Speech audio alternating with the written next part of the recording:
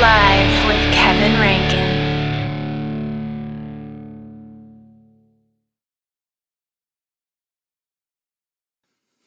What is happening, everybody? I'm glad to see you here. It's been a little bit of a break for All Access Live. I needed to get life in order, get off the road a little bit, and enjoy the beautiful Santa Fe sunshine. I have to tell you guys, before I get started, I have an amazing sponsor for this show.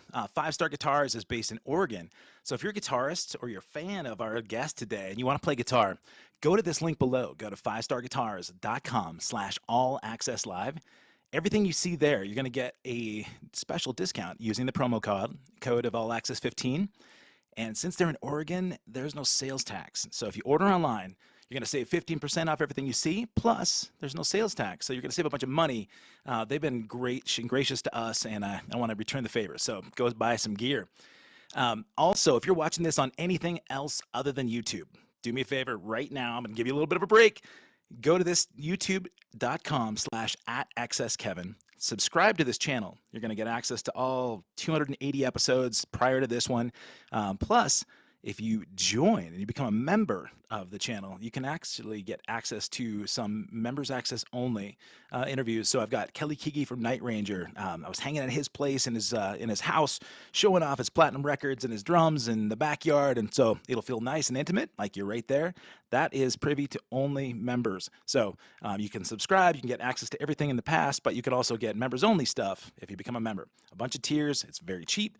And you get also Cy Kernan from The Fix. You'll get Mid-Year from Ultravox. I've got a special thing that I did with Corey Glover from Living Color that's only for members only. So go to that channel, subscribe, and now let me tell you, my guest today, I've been a huge fan of his playing, huge fan of his band since the sort of the end of the Sunset Strip era.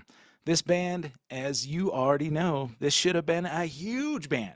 This the songwriting was incredible. This guitarist is one of the greatest players I've ever seen. I've never gotten to see him live. So if I could only talk him into playing today, wouldn't that be fun? But let me just introduce you to a man with hair black as the dead of night, Mr. Steve Blaze. How you doing, my friend? Hey there, man. I was getting into that. That was great. Yeah, I could almost get the wine, right? How are you, man? I had no idea. There you go. Let's do the next scream now. Let's hear that. No, I don't have that one. There's a reason I'm a drummer and not a singer, man. You know what? Speaking of that, dude, I've watched a whole bunch of fairly recent videos that you've been doing. I didn't realize you're doing all those harmonies, those killer harmonies from those records too, man. You've certainly got a lead singer voice yourself, but I appreciate that. Thank you. dude, I don't know how you're doing it while you're playing the leads.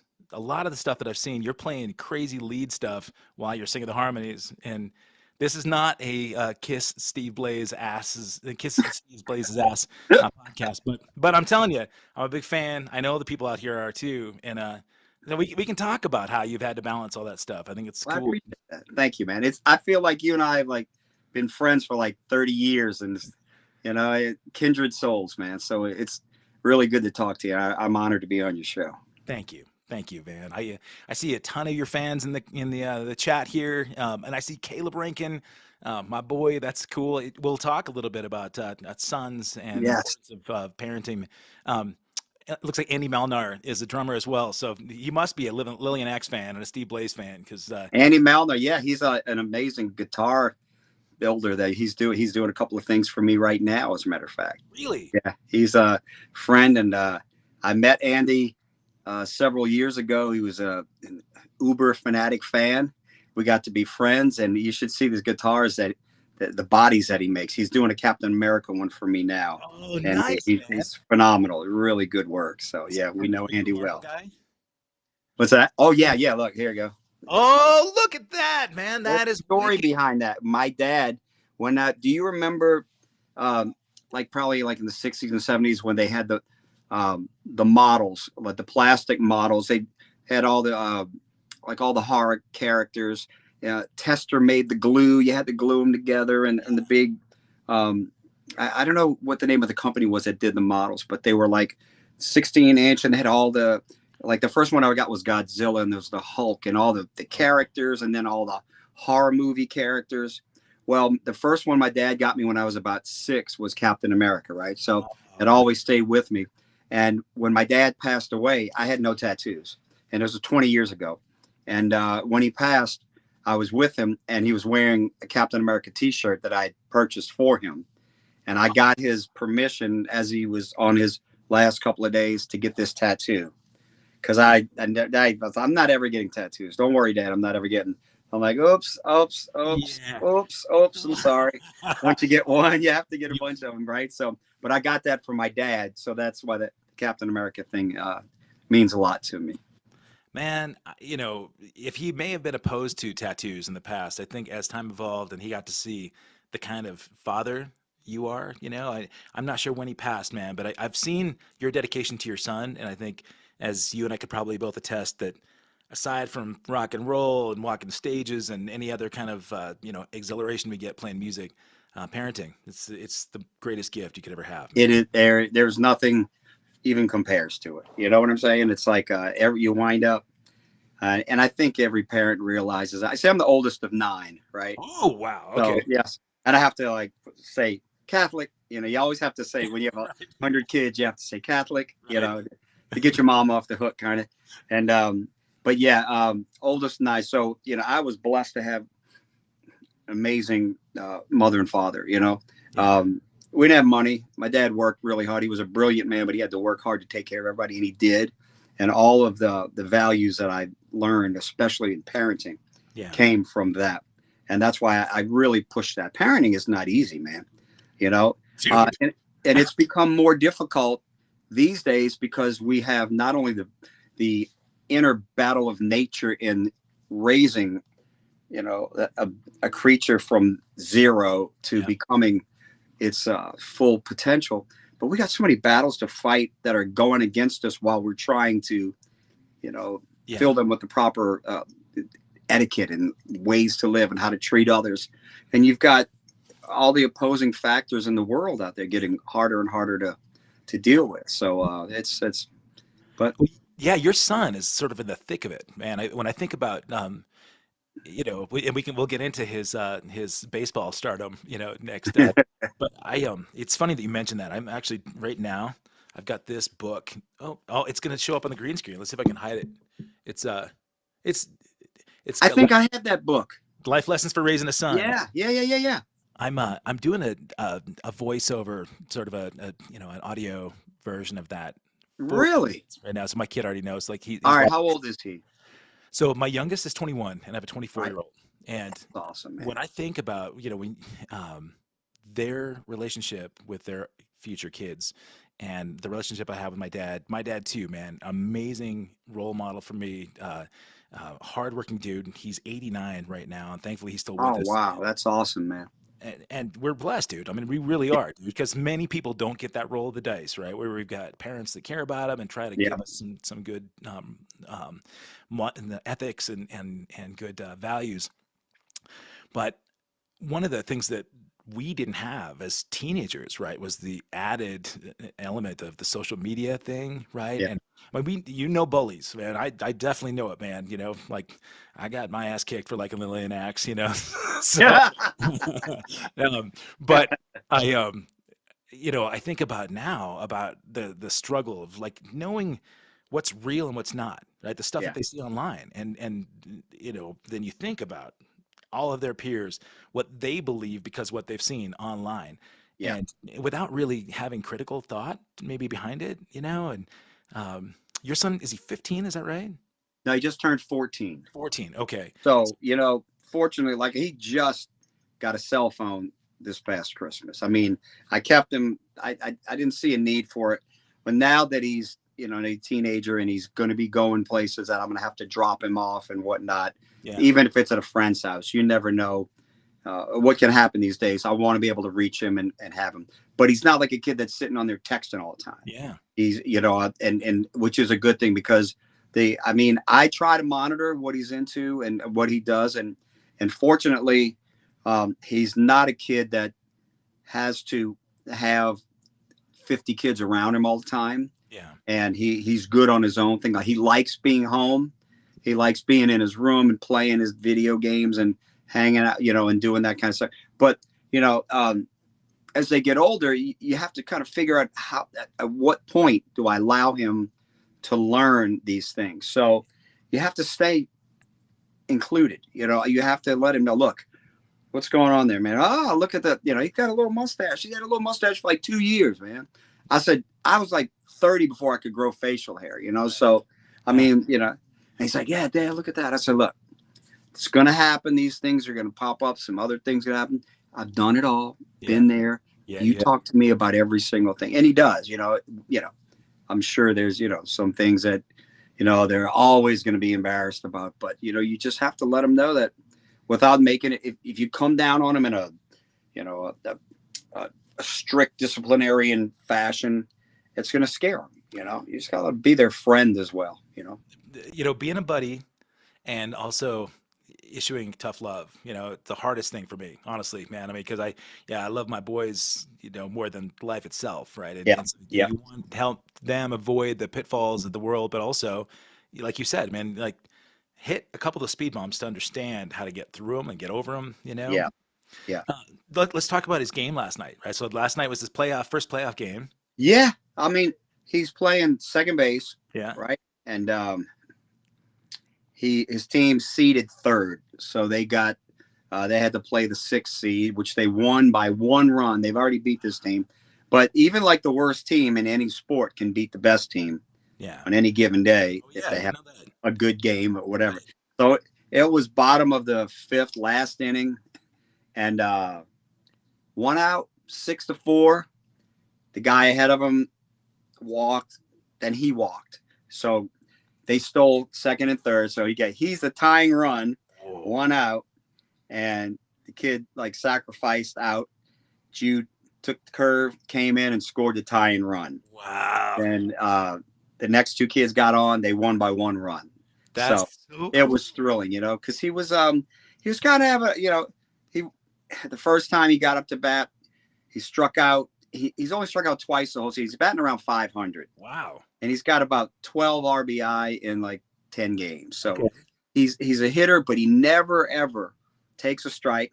Yeah. And he never, ever strikes out. Okay. And he took a strike and struck out. So he was down on himself. I said, what's the best play, the most important play of the game? The next one. Right. Exactly. So you forget about that. You come back and look what happened. You wind up getting on base because you had a good idea and swinging a ball. And you wind up tying and you guys win the game. So lesson learned. Yeah, man. Did you play when you were younger? Oh, I played every sport from I was 6 years old through high school. See, now it's like every sport is like year round. You can play like all baseball, all football, all soccer, whatever. When I was coming up, it was like in the falls football, then it's basketball, and then summertime's baseball, and then you start over again. So we did everything. And then I went to high school, and look, man, I'm about 210, 215 now, 6 foot. I wrestled in high school 3 years out of my freshman, sophomore, junior. Yeah. I wrestled freshman year. I weighed 90 pounds, dude. Oh. I wrestled the 98-pound weight class varsity as a freshman, 10 pounds lighter than all the seniors. I was, man. See that? So that's what I was too small to do the other stuff. Because earlier I loved baseball. I played it all. Yeah. But I loved baseball. But it's just too small. So I wound up, wrestling in high school. Won state twice, won city twice, and then the rock and roll bug bit me when I was a senior. Okay. And, and then I just started the guitar club in high school, and started went to college a couple of years, but I was like, like everybody does, I'll come back and finish later, and I just hit the road. Yeah. And you never go back. It's like I'm gonna be one of those guys like in a few years, like Steve Blaze finally got his college diploma. There you go, man. Hey everybody, how you doing? 95, and I got my diploma. So rolling in with your water. Well, you grew up in Louisiana, right? Yeah, and born in Old Metairie, which is like suburbs of New Orleans, and still live here. I went to LSU and Loyola for college and Jesuit High School, and normal kid life, except I just You know, I started listening to Alice Cooper and Sabbath and Kiss, Yeah. you know, when I was 11 years old, man. I was like the only person that got into that stuff. Nobody else. But I also started listening to all the great songwriters, James Taylor, Bread, Elton John. You know, I like, this is funny, but you know, I'm a rock and roller, but I like sad, melancholy music. Yeah. I mean, I'm always like, I want the saddest song I can ever. I love sad, ballady type material. And write some good stuff that way too. You know, I mean, really, I can hear where that influenced you for sure. Oh yeah, well, that, and I started taking classical guitar when I was 6. So that whole just concentrating on melody and movement and the emotional aspect rather than trying to be technically impressive. Be impressive with the song. Yeah. The technicalities and the playing will all come, you know, as you develop. So I've always been, song comes first. Yeah. The emotion comes first. The rest of it. I mean, think about how many billions of really great guitar players or drummers or singers are out there, right? Tons of them. A lot of talent out there, right? Yeah. Every town you roll into. Who do you remember? Who are the ones that make the lasting impressions? Are the ones that have taken that talent and created a work with it, you know? Well, okay. So, I mean, that you bring up some really good points, and I was gonna, and pardon me, man, if I just keep throwing some stuff at you. Oh, throw it, man. You talked about, I knew about your Alice Cooper influence, right? And Right. in some of the early rock and roll stuff, of course, there's a lot of visual aspect, but it's also, you know, there's the story behind a lot of that music. And you're playing. I mean, you talk about not focusing on the technicality, but I truly believe that your technical proficiency is really underappreciated. I mean, I really do. Like when I listen to your solos on like, I got really familiar with the first 3 records, right? That was the stuff that just that I loved and grew up with, and grew up with. That was a formative time for rock and roll for me, right? And I listened to the band. Well, I told you this, right? And I probably owe you an apology because I was making money off your songs playing in cover band bars where At least somebody is. That's good, man. people in Montana, right? So I'm going to school and we're doing Lillian Axe, we're doing Saigon Kick, and we're doing at that point an unknown extreme, right? Where people weren't really hip to it. And so people are like, oh man, I love that song. Our guitarist was way into your stuff too. So he was copying your solos. And it was kind of fun to kind of pretend like those were our songs. Of course, you know, they're so hooky. But bands like that, I feel like I mentioned Saigon Kick. That was one of those deals where that band too, it was a great songwriting band that had a little bit of a marginal MTV success, but they didn't get the recognition they deserved. And bands like Extreme, I hear a lot of Nuno Betancourt in your playing, man. I mean, like just it, and you can hear influences, of course, in Nuno's playing. I mean, you hear Van Halen for sure, but there's a lot of other players that you hear. So Nuno, great example. Right. Extreme had the benefit of having like Ted Templeman produce that first record, right? And I'm sure that all of that Van Halen connection is what kind of got them in front of the eyeballs that propelled them to at least a bigger level. Right. And bands like you guys came at just the end of that phase where people could appreciate guitar rock, right? And then it became, you know, we certainly moved into like the grunge era, and you know, there were so many bands that I felt like were just on the cusp that didn't get the recognition. And as a player in your band, I mean, it must have been so frustrating because I've read about the stories of the start and stops and the almosts, right? And I flew to Maryland a couple weeks ago to see Kix for the first time. I was a huge Kix fan, and most people that were hip to that band, they knew "Don't Close Your Eyes." You know, they knew the rock and roll ballad. But when I discovered Lillian Axe, I had also really gotten into the early Kix stuff. That band has a rabid following in Maryland, and I heard them announce their retirement, and I flew to Maryland on a day off so I can go see them.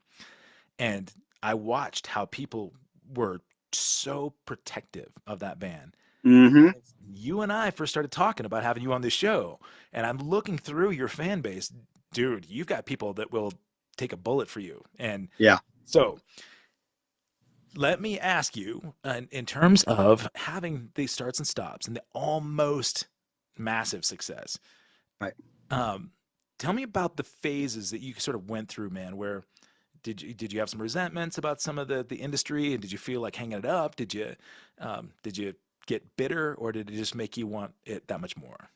Well, first of all, it's not in my nature to give up on anything. Yeah. I fight to the death, and that's not only in what I believe in, but for the people that I care about. You know, I'll take a bullet for any of them. You know what I'm saying?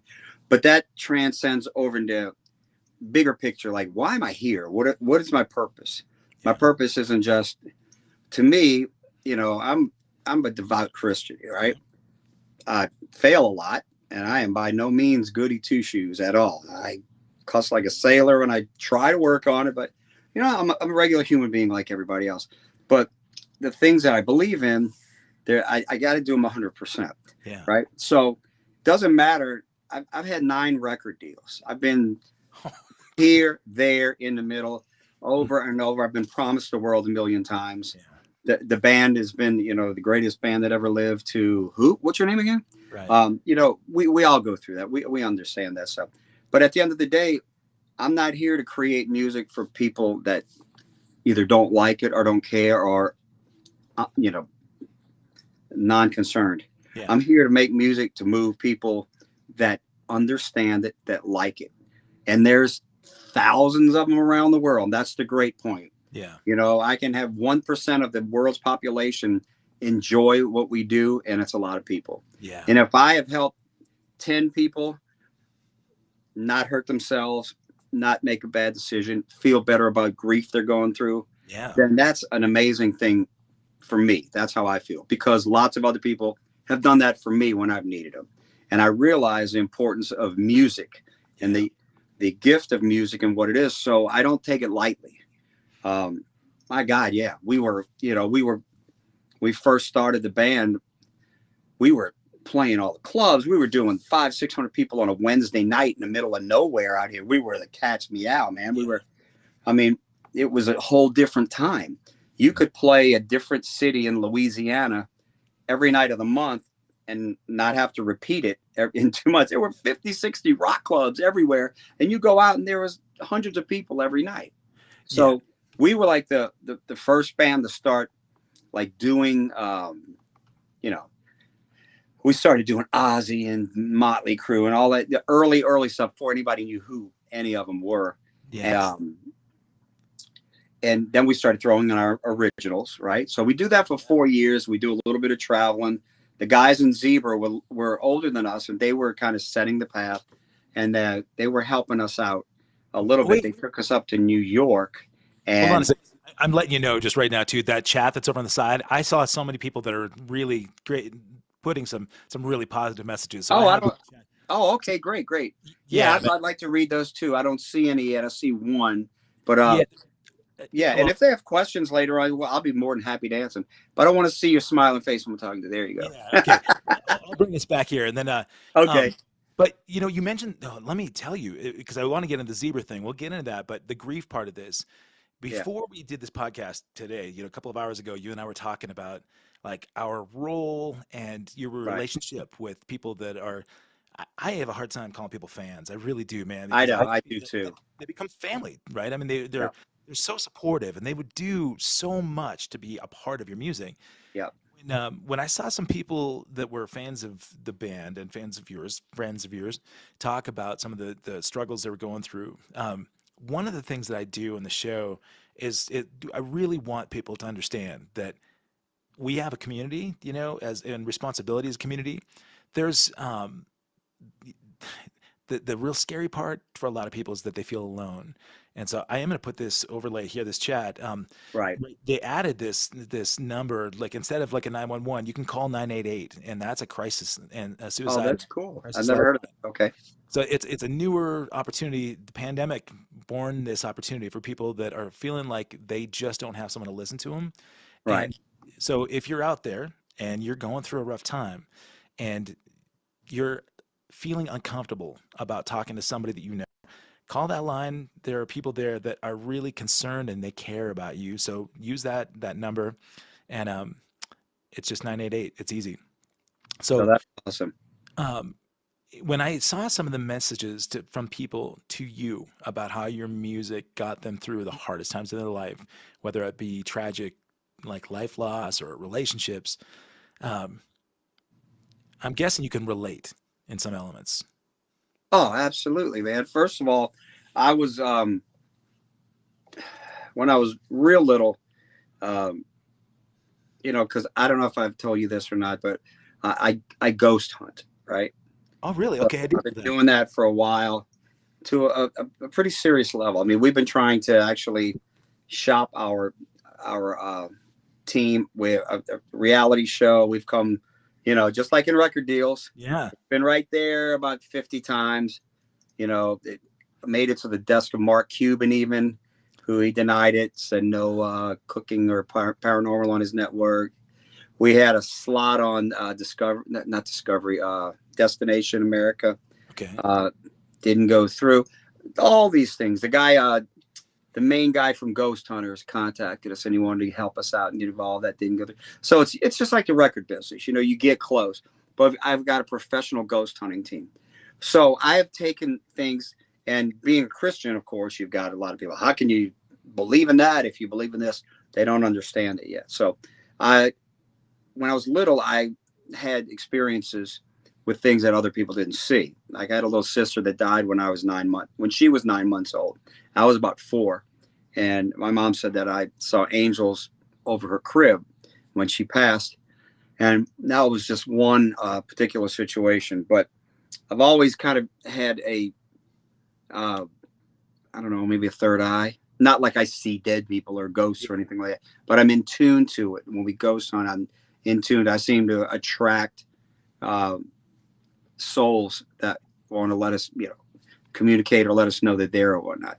But I was born with what I call, oh gosh, I'm trying to think of how I termed it, but like a melancholy kind of soul, like I get sad when people don't understand why. If I get sad or upset for somebody else or something I'm going through, or empathizing with another human being, it hits me harder than I wish it would. You know what I'm saying? And I don't know if it's in my DNA. I don't know why I feel like that, because I'll get sad about something. Like I'll cry in a movie. I don't care. Cry in a movie. That time SpongeBob lost his job. I was buddy, no, man. Yeah. Damn you, Squidward. But no, but I do have a lot of like sadness in a different kind of way. Like I want everybody to be happy. I want whatever I can do. So, and I've been through a lot of tough times, a lot of difficult things that people would go, holy cow, really? You went through that? But we all have those things that we go through. And I think the most difficult is, of course, the loss of somebody that you care about. Yeah. And I lost my dad 21 years ago. And that's probably the closest person to me that I ever lost. Yeah. I've lost a lot of friends, a couple of bandmates, et cetera, over the years. And it's just something that I have a hard time dealing with why. Yeah. But I try to get other people to understand something, that remember one thing. What we are right now is very, very important right now.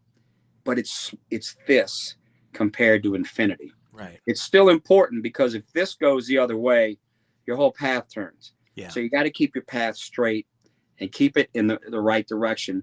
But you're gonna get there, and you're gonna understand one day. But we're not set up to understand anything. Right.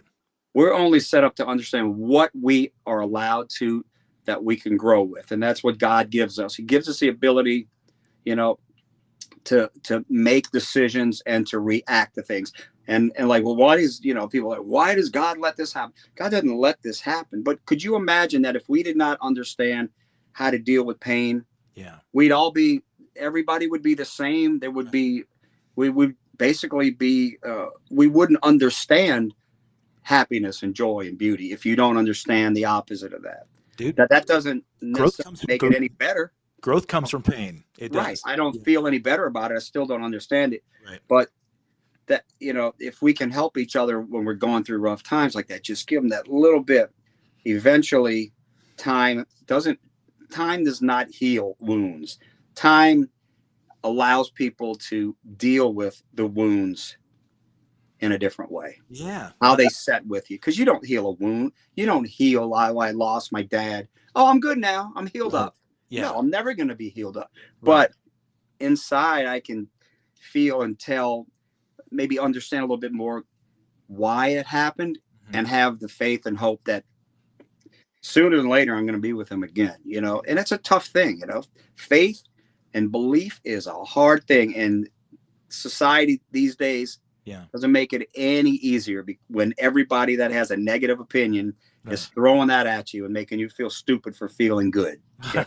Yeah. Well, okay. I mean, you're talking about like a religious faith, right? Spirituality. And I think it's interesting to me because if we didn't have faith, truly, whether it be religious or otherwise, if we didn't have faith, I really feel like our trajectory is in a really negative line, or at least plateaued. And I think having faith allows us to not just be present, but also be able to look forward to progress and to grow. Like a few years ago, man, I went to Thailand, and I hired this former monk to give me sort of a tour of these temples. And I knew a little bit about Buddhist religion and spirituality, but I didn't know what these guys were studying, these monks. Right. So he took me into the monastery where these kids were. Their kids were Jude's age, and all they are learning is unconditional kindness, love, to try to resolve judgment and absolve yourself of that. We don't have a society really built that way, right? Because it's a constant set of judgment, and I started looking at heroes for me, right? I'm having my little teacup here. Mr. Rogers is a hero of mine, dude. I love this dude so much. Yeah. Because I think all I want, my trajectory is just to aim towards that. There's no way I'm going to be the Dalai Lama or Christ or whatever, right? If I could aim towards Mr. Rogers level, where by the end of my life, I could at least understand and accept people with all kinds of differences, and just encourage them and be supportive, no matter what religion or race or color or sexual preference or whatever. So, but you're doing that, man. I'm trying. Your show is doing that. But you know what? But you talked about it, like, so with your faith that you said, I stumble a lot, I fail a lot. Do we all stumble? I mean, there's not one person that's perfect. Yeah. And so it makes me think a lot about like some practice that I do. Like I'm in recovery. You mentioned having lost some bandmates, and I had read in the past that some members had some pretty major chemical issues, whether it be drug or alcohol. We're in the rock and roll business. I mean, it's what we are oftentimes just sort of inundated with. Did you ever go through a phase where it actually affected you in a negative way personally? No, fortunately, I never liked it. I never enjoyed drinking. Yeah. I remember in college one time, I went to LSU for my first year of college, and this guy, we went out during the week, and for some reason, he got, I don't know, I never drank. I hated beer. Yeah. I hated alcohol. I'm always in charge. I'm always responsible. So I don't like not being in full control of anything. So I never did it. He bought me 13 kamikazes. I guess it was after like 2 or 3. I didn't know what I was doing. I was sick for an entire day. After that, it's like, no, that was all I needed. I would never do it. Look, you know how it is. Yeah. The drugs, the alcohol, whatever you want. It's always been around. Now it's not as much. I don't see that anymore. And a lot of it has to do with because of the fact that it's not even nobody in my camp or in my life even drinks. You know what I'm saying? I mean, seriously, it's like we just, you stay away from that or whatever. And we don't allow it with, of course, come the guys will have a beer here and there or whatever, but that's not the same thing. But I never got into it. It didn't do anything good. Plus, I knew that, years down the road, I don't care what anybody thinks. You can be 25 years old and doing this and go, oh man, you can be in the best shape of the world one day it's going to affect you. Oh, yeah. It will physically affect you one day, whether you feel it or not. And I wasn't going to let that happen, because I don't want to ever, I like to live to be 1 billion years old. You know, I'm going to do everything I can to stay healthy, mentally, physically, and stay on top of things. Plus, I have too many people that rely on me. Yeah. And now with my son, he is like the bar I set. Like 8:38 p.m. if I look at him and he looks at me, and I think about what's he thinking about what I just did. Right. And it would break my heart for him to be disappointed in me, or Yeah. for him to see me acting in a way other than what he can respect. You know what I'm saying? He's Buddy, his dad drunk and acting stupid. yeah. No, man. I would feel bad for him, you know? I can totally relate. I never drank until Right. I had kids. I knew I had alcoholism in the family, and the thing that you just mentioned was almost verbatim what Dave Weckl told me. Do you know Dave? He was a jazz drummer. Chick Corea came through, the pianist, the jazz pianist came through Montana, and they didn't Right. have a lot of great rock shows, but I was only rock and roll guy. My dad said, we're going to make you well-rounded. I'm going to take you to see Chick Corea. So three of the greatest, sort of progressive jazz musicians blew my mind. I'd never seen drumming like that, and Right. I ran backstage, introduced myself. I was 16 to this guy who's a legend in his genre. And he said, hey man, you know what? Backstage is kind of chaotic here. Just this is where we're staying. Come back and meet me at the lobby at the hotel. So my dad took me over, and I sat with this guy for hours. And my dad sat at the other table, and this guy said, "You party?" I thought he was asking me to. I said, "No, man, I don't. I'm super anti." And he said, "Well, it's good because I'm in my 30s right now, and I'll tell you that if you were to go through that phase where if music is everything to you and you blow everything on booze and drugs, I Right. guarantee you will not be able to do this, later in life." Mhm. And it sucked. It stuck with me. I was 16 and I wasn't planning on drinking anyway. I ended up drinking and when my kids were born. I was stressed out dad, and Right. the mother of my kids said, "You're really stressed. You should take a load off." And it did that trick for a bit, and that whole alcoholism thing totally settled in. And it was a shorter time of my life, but it was a point where I realized, oh man, my kids are going to become teenagers, and I got a DUI. I Mhm. was at a business meeting, and I remember all my rock and roll friends were like, "Dude, that's a rite of passage. One DUI? That's ridiculous. You got to have 3 or 4 in order to get a legit rock star card." And but I remember sitting in jail that night thinking, "Oh, my older son, he's going to be 13 in just a few Yeah. months, and he's looking at everything I do." So accountability became everything to me.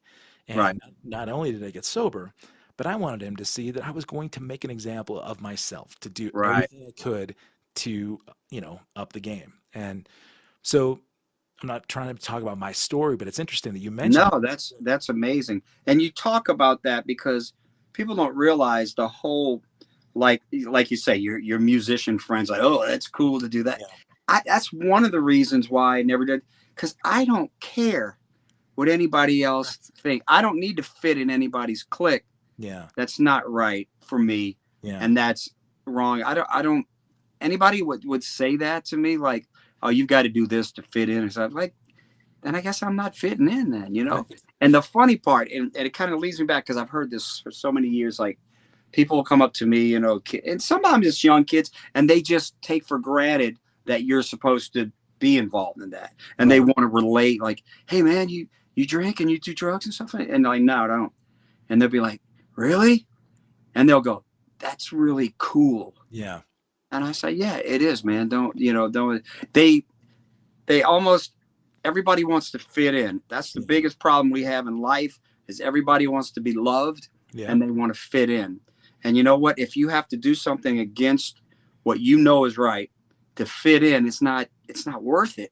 Yeah. And it's not right. You know what I'm saying? And I wind up having more people respecting me for saying, no, I'm not doing it, I don't care. Yeah. Then most people would feel like, oh, God, if it's a kid and I got to be a rock star. I got to fit in. I got to be a drunken buffoon and be this, and people are going to think I'm cool. And I'm like, I don't want you to think I'm cool for that, man. Right. If I want you to think I'm cool because of the person I am, and maybe what I created for you to enjoy or whatever, think I'm cool for that. Yeah. Think I'm cool because you like my haircut. I don't know anything, but don't think I'm cool because I was a slobbering drug addict. You know what I'm saying? Man, I mean, honestly, if you think about it right now, Jude's 14, just turned Yeah. 14. Yeah. Dude's going to be exposed to it a Oh yeah. lot coming up soon. And the example that you've set, inside Jude's like, my dad's a rock star, dude. Yeah. My dad's on stage. He's a long-haired rock and roll guitar player who doesn't care what anybody else Yeah. thinks. And he's admired and respected by a lot of people for his character and his contributions. And if that's what you get judged for as a character, then Yeah. it's really tough to have great character if you're, just hiding from it, masking whatever, Right. insecurities you might have with drugs and alcohol. Yeah.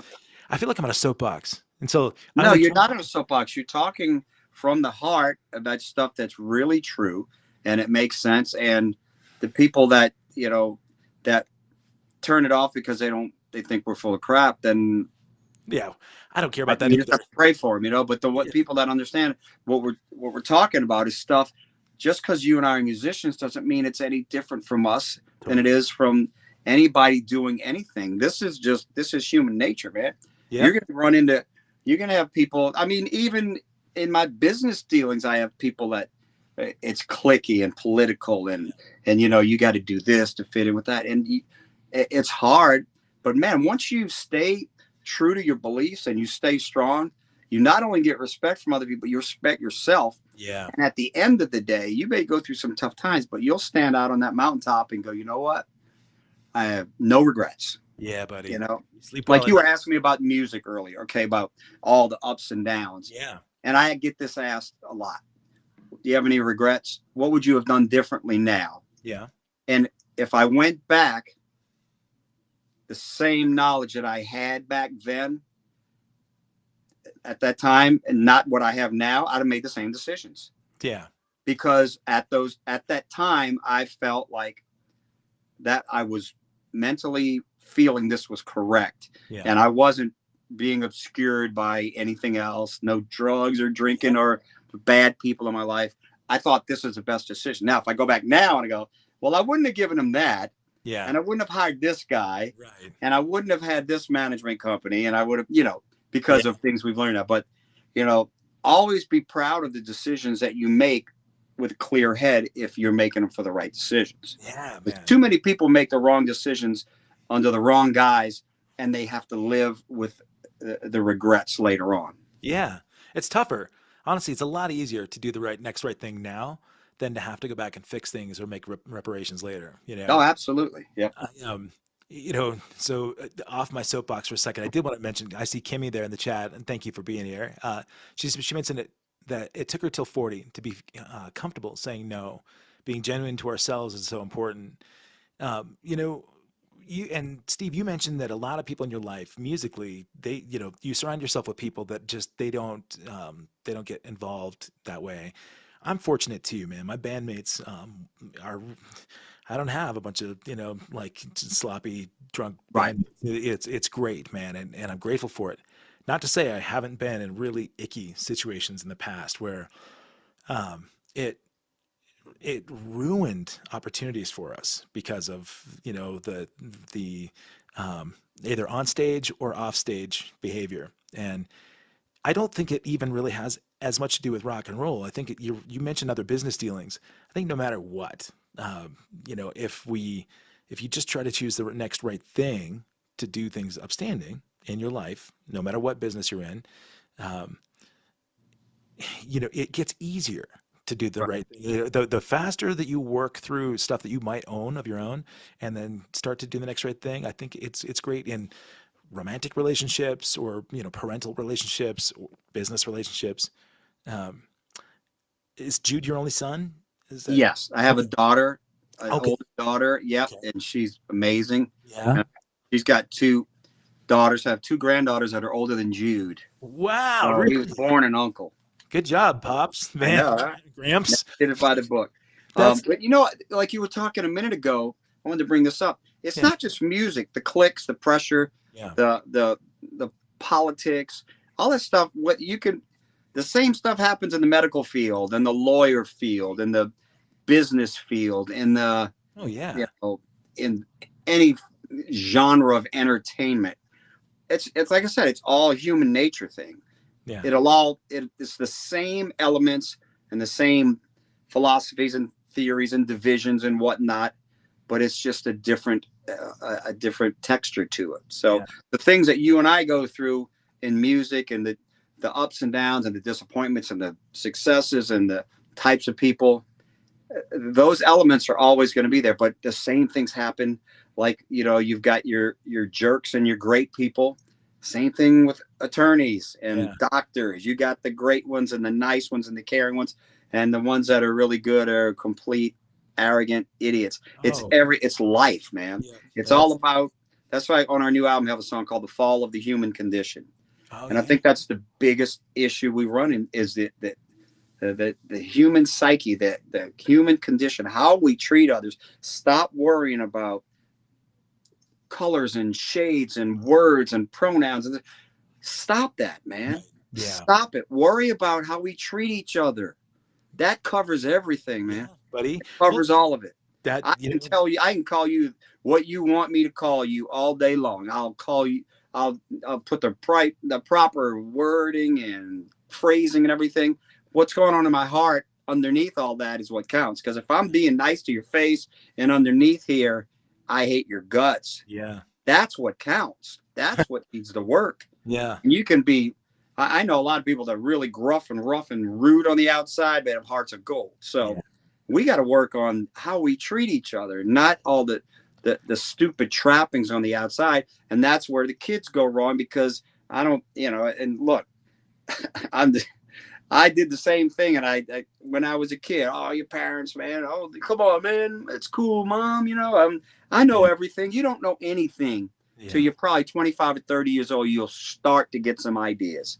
Until you have a job, until you have kids, you pay your own bills and you work hard. Then you can sit there and tell me, what life's all about. You're 15, 16 years old. All due respect, enjoy it, learn, be smart, but don't tell me, everything about life and all that when you're that age. When you're a kid and you're a teenager, man, you are given the gifts and opportunities to learn everything you can and to set yourself up to have a great life and be happy. Yeah. That's what we need to do. Yeah. And then these poor kids get pressured. The TV pressures you to do what? To look cool, to be great, to act ways that you normally wouldn't, and they're so afraid that they're going to get ridiculed or messed with at school if they don't do it. Why aren't we concentrating on teaching our kids to treat each other better? Instead of all the other stupidity that's being dealt with. Let's talk about kindness, man. Let's talk about accepting people for whatever they want. I don't have to agree with other people's, and I don't agree with a lot of other people's ideas on what they do or think of that. What I do agree with is everybody should have all the same opportunities and be treated with love. Yeah. After that, but don't tell me that, pink's got to be my favorite color now, or I'm a horrible person. No, you can wear it all day long. I just don't like it. But you do like it because I see it on your brace right there. I do. Look, man. Yeah, I love it. I'm a purple guy, so it is a good color. I ran out of purple. I got the purple and the pink's cast here. But you know what I'm saying? It's like we need to concentrate on different things in life, other than what we're concentrating on. So that's a perfect transition. Then you talked about parenting and the things that you did as a kid. Yeah, I want to talk to Judy, man. We got. What? Yeah, I called her. Yeah. Now, let me tell everybody about this. First of all, I'm the oldest of 9 kids, right? Right. My mom was 18 when she had me. Now, think about that. Raised 9 kids. She is hilarious. Yeah. Now, so I have a podcast called The Love and War Show with my good buddy who directed the 2 Lillian Axe new videos, Todd Schmidt. We have a podcast called Love and War Show. You can see it on YouTube. Go check it out. But we have a segment on there where we call my mom, and my mom gives tips on everything from health tips to love tips. Hold on. You know what? Hold on. I have to get the passcode because I've got a caller on my wife's phone. Okay, yeah, And no, I'm this is locked great. out really quick. Hey, Let me while get Steve's it doing real this- quick. Yep. Hey, While Julie. Steve is doing this, let me mention. I mentioned the 5-star guitarist before. 5-Stars All has right. sponsored the show. Here we go. All right. Hey, I'm back. Steve. Hey, Steve. Yeah, buddy. I was just telling the people here, 5-Star Guitars, the company that actually sponsors the show. I've got a QR code that I'm showing off for a couple of these products. Hey, and while it looks like Steve ran away, but if you hit these products, like this is killer. This Paul Reed Smith special edition. How can you go wrong with Summit Purple, man? So if you go to 5starguitars.com, you can actually see these guitars right here. So, Steve, I was just telling him there are a handful of guitars that are right now available through 5-Star. So I'm just dropping them in here to the sidebar, and they can go in, do some pre-orders, come check out these nice Paul Reed Smith guitars. And if you haven't yet, do me a favor. Let's go right here to 5starguitars.com/all-access-live. And you'll see that promo code of All Access 15 is going to give you 15% off and no sales tax. So he's back. Check it out. I'm back. Here Hey he there. is. That was All perfect right. opportunity for me to thank the sponsors too. So Man, Yeah. I'm gonna have to check those guitars out. It sounds Yeah. pretty cool, man. You know, so I just mentioned, here in the chat, if you go to 5starguitars.com, Joff Metz, the owner of that company, was a bandmate of mine. He keeps getting recognized at the NAMM show. His company gets recognized, I think, 5 years in a row as being the #1 music merchant retailer in North America, over Guitar Centers, over all Sweetwater, all that. Because they do repairs, they do lessons and everything, a lot of stuff through online. Jennifer Batten, I mentioned when you and I were chatting offline, she teaches lessons through 5-Star as well. So Oh, that's cool. great organization. So yeah, man, definitely check them out. Well, Now, while we're on that, I give a shout out to Carondelet pickups. I have my own signature guitar pickup set. It's called the Love and War set. It's Steve Blaze signature set. We've got a neck and a bridge pickup. The set together is called Love and War. But it's Carondelet pickups.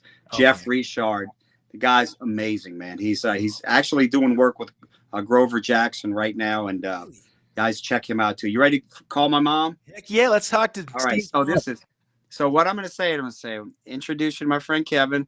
I'm on a podcast. I told her early about it. I said he's going to ask you some questions, probably, about what I was like when I was a kid or something. So make sure you can hear her. Okay. So Okay. I hope she didn't go to sleep. Yeah, I get you. Hello. Hey, there Mom? she is. Yeah, baby. Hey, it's me. Can you hear it, Kevin? Hey, Judy, how you doing? Hey, who's this? This Hey. is Kevin. I'm on his podcast. He's a rock Okay, star, Mom. hi. He's a drummer in a very well-known band called Flock of Seagulls. They were all over MTV. Yeah, he's a drummer. He's a great drummer, and he's got a Talk to you. very popular podcast, and I'm on it right now, live across the world. And he wanted to say hi to you. Yeah. Hey, Well, Judy. good you did. All right, listen, Mom. He's talking to you. Judy, I'm a big fan of your kid. I think you raised a good son. Thank you. One thing I hear, and I know it's late there, hon, so I don't mean to keep you awake, but there are a couple of the questions I had. That's okay. I got a couple questions for you.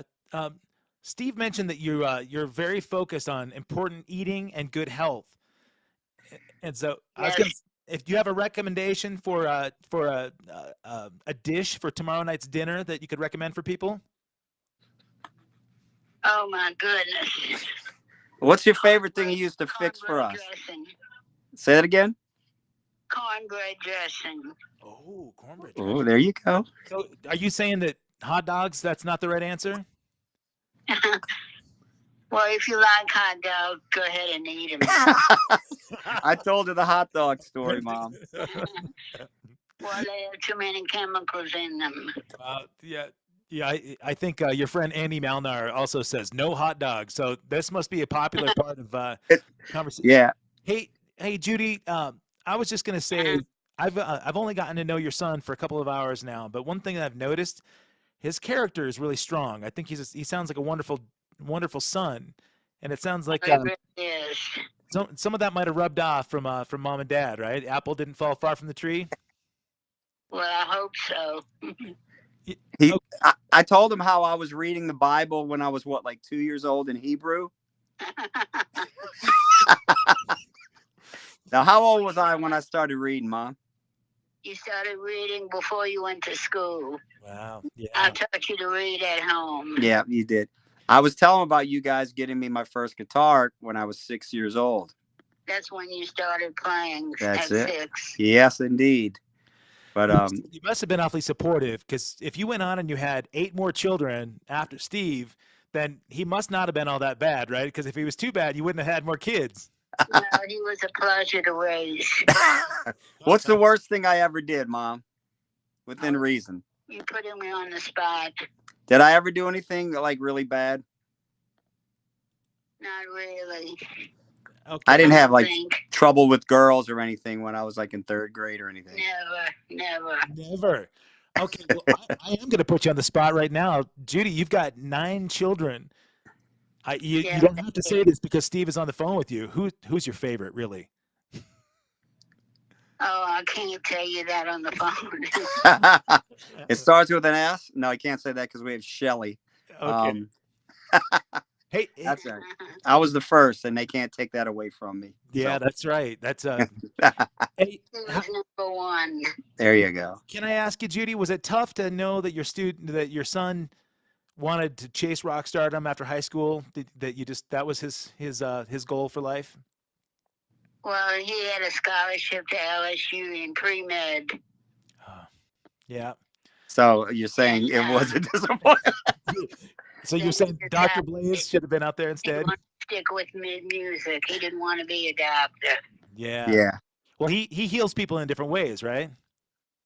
Oh, definitely. Yeah.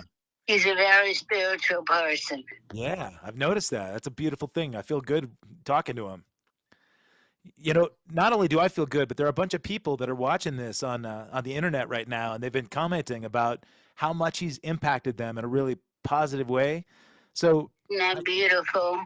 yeah, he's a beautiful soul. I think you should really feel good tonight, going to bed, realizing that you raised a fantastic son. Well, thank you very much.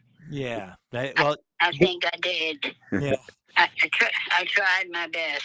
You did great, Mom. So I'm going to give you a virtual hug through the phone, and then hopefully if I get when I get to Louisiana, maybe Steve will take me over to your place and we'll have some cornbread. Oh, absolutely. That would be wonderful. I'd love to meet you, Kevin. Oh, all right. It's a pleasure talking to you, and thank you for giving us a few moments of your time, and thanks for raising such a great son. Well, thank you for your beautiful comments. All right, Mom. You go to bed and get some sleep. All right. No partying tonight with the. All right. I love you. I'll talk to you later. Okay. Love you all too. All right. Nice talking to you, Kevin. Oh, nice talking to you too, Judy. You take care. Okay. Bye, Mom. What a good sport, man. My mom would never do that. That is so great. She's fun. We had her on the podcast, right? Yeah. And so my brother Glenn, who is he and I, all my brothers, we really, they say, what would you do if you weren't playing music? I would like to be an actor or comedian, right? So yeah. We get together, and I love laughing and cutting up and acting stupid. And he came on our show dressed up just like my mom. Like my mom wears these baseball caps that are all bedazzled. She's got black dyed hair cut to here. She wears the shawls and the purple outfits and everything. And he dressed up like her twin. Oh, and I swear to you, dude. And her name's Judy, and he came on as the long lost twin Trudy. So it was Trudy and Judy. Oh, and nice. We interviewed the two of them for about an hour. And I mean, there were people, having to put depends on. It was so funny. It was one of the funniest moments, man. But she's a good sport, man. Man, I mean, as a parent, and also as a son of parents who are very supportive, one of my greatest feelings ever. This has brought me to tears several times when my parents would come out to see me play. Yeah. I would imagine before your father passed away, did your parents get to come out and see you doing some great shows? Yeah, they did. I remember the first night that when Dream of a Lifetime, our very first single on the first record, came out. The video came out. It was debuted on Headbangers Ball. Adam Curry debuted it. My dad we were in the living room. My dad, it's so funny.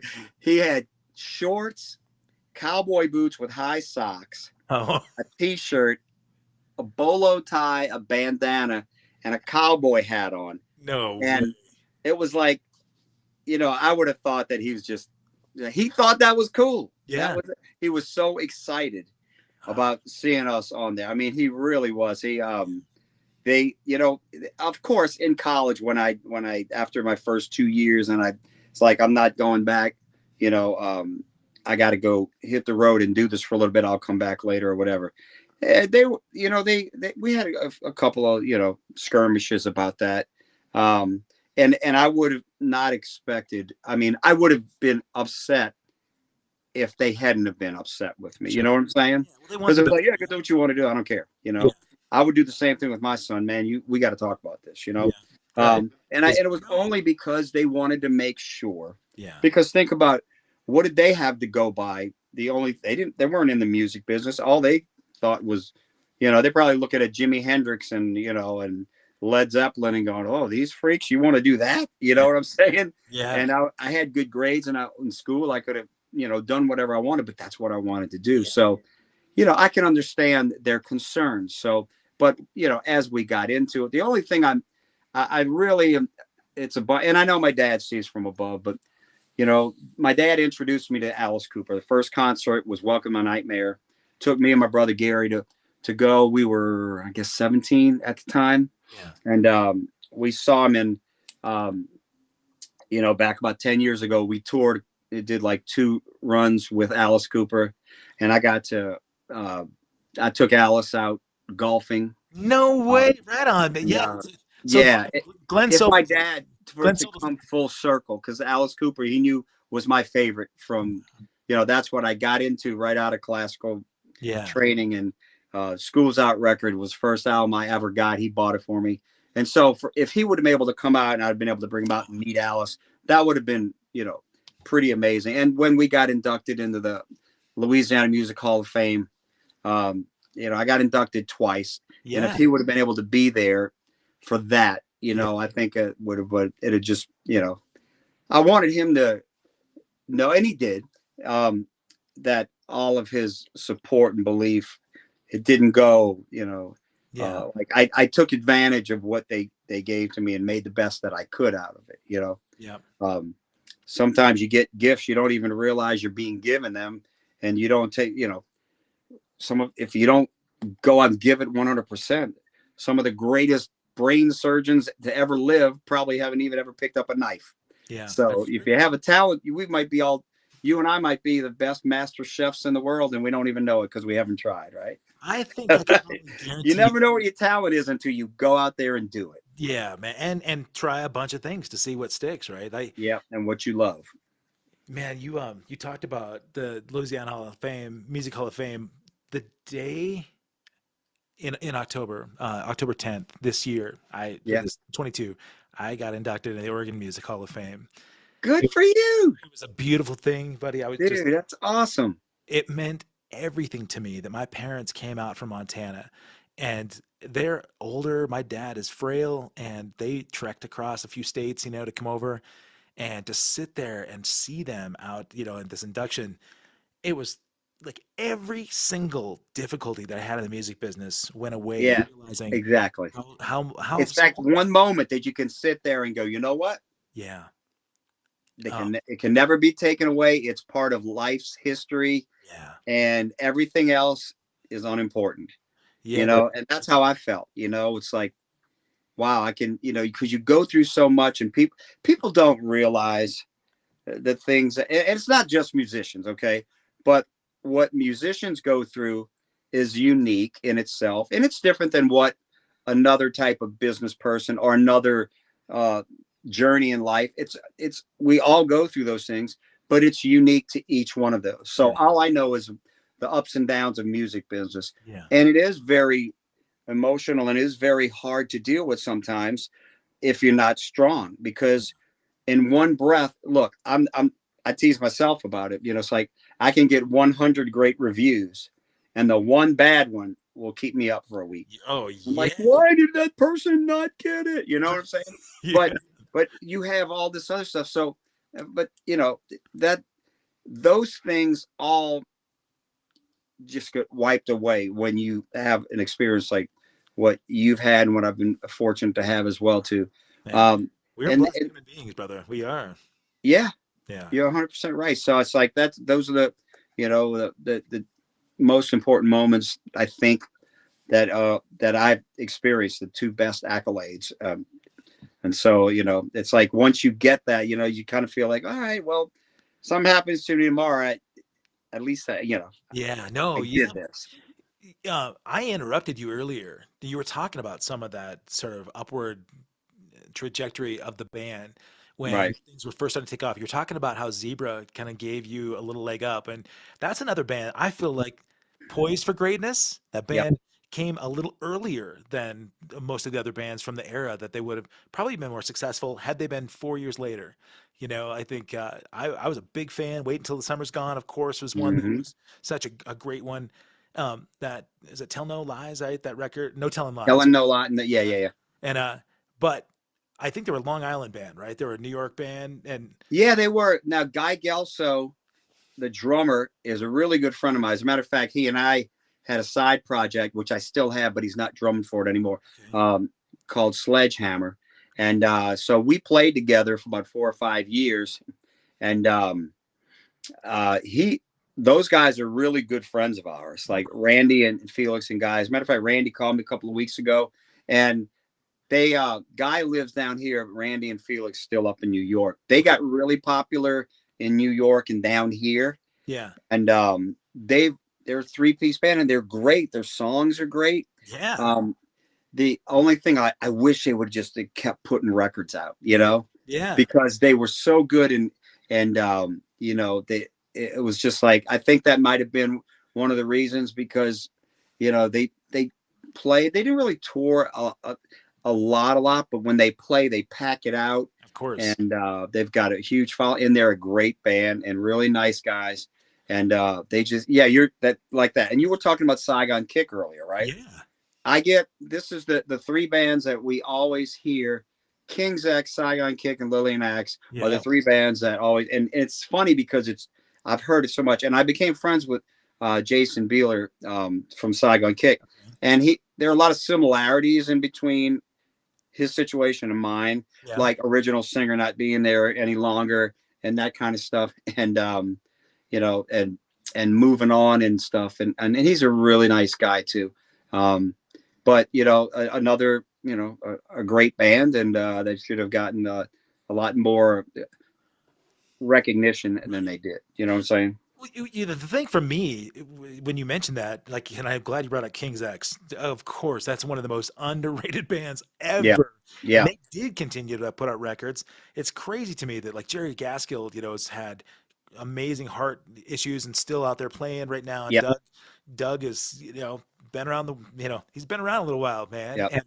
And for me, I'm protective of these bands that I love so much, right? So like the fans and the friends that you have, I think they want your success because number one, they feel you deserve it. They want the world to know what they're hip to.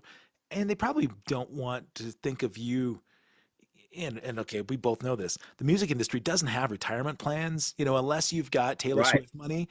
We don't have healthcare plans and 401ks that the record label, your management was socking away for you, right? So they don't want you struggling.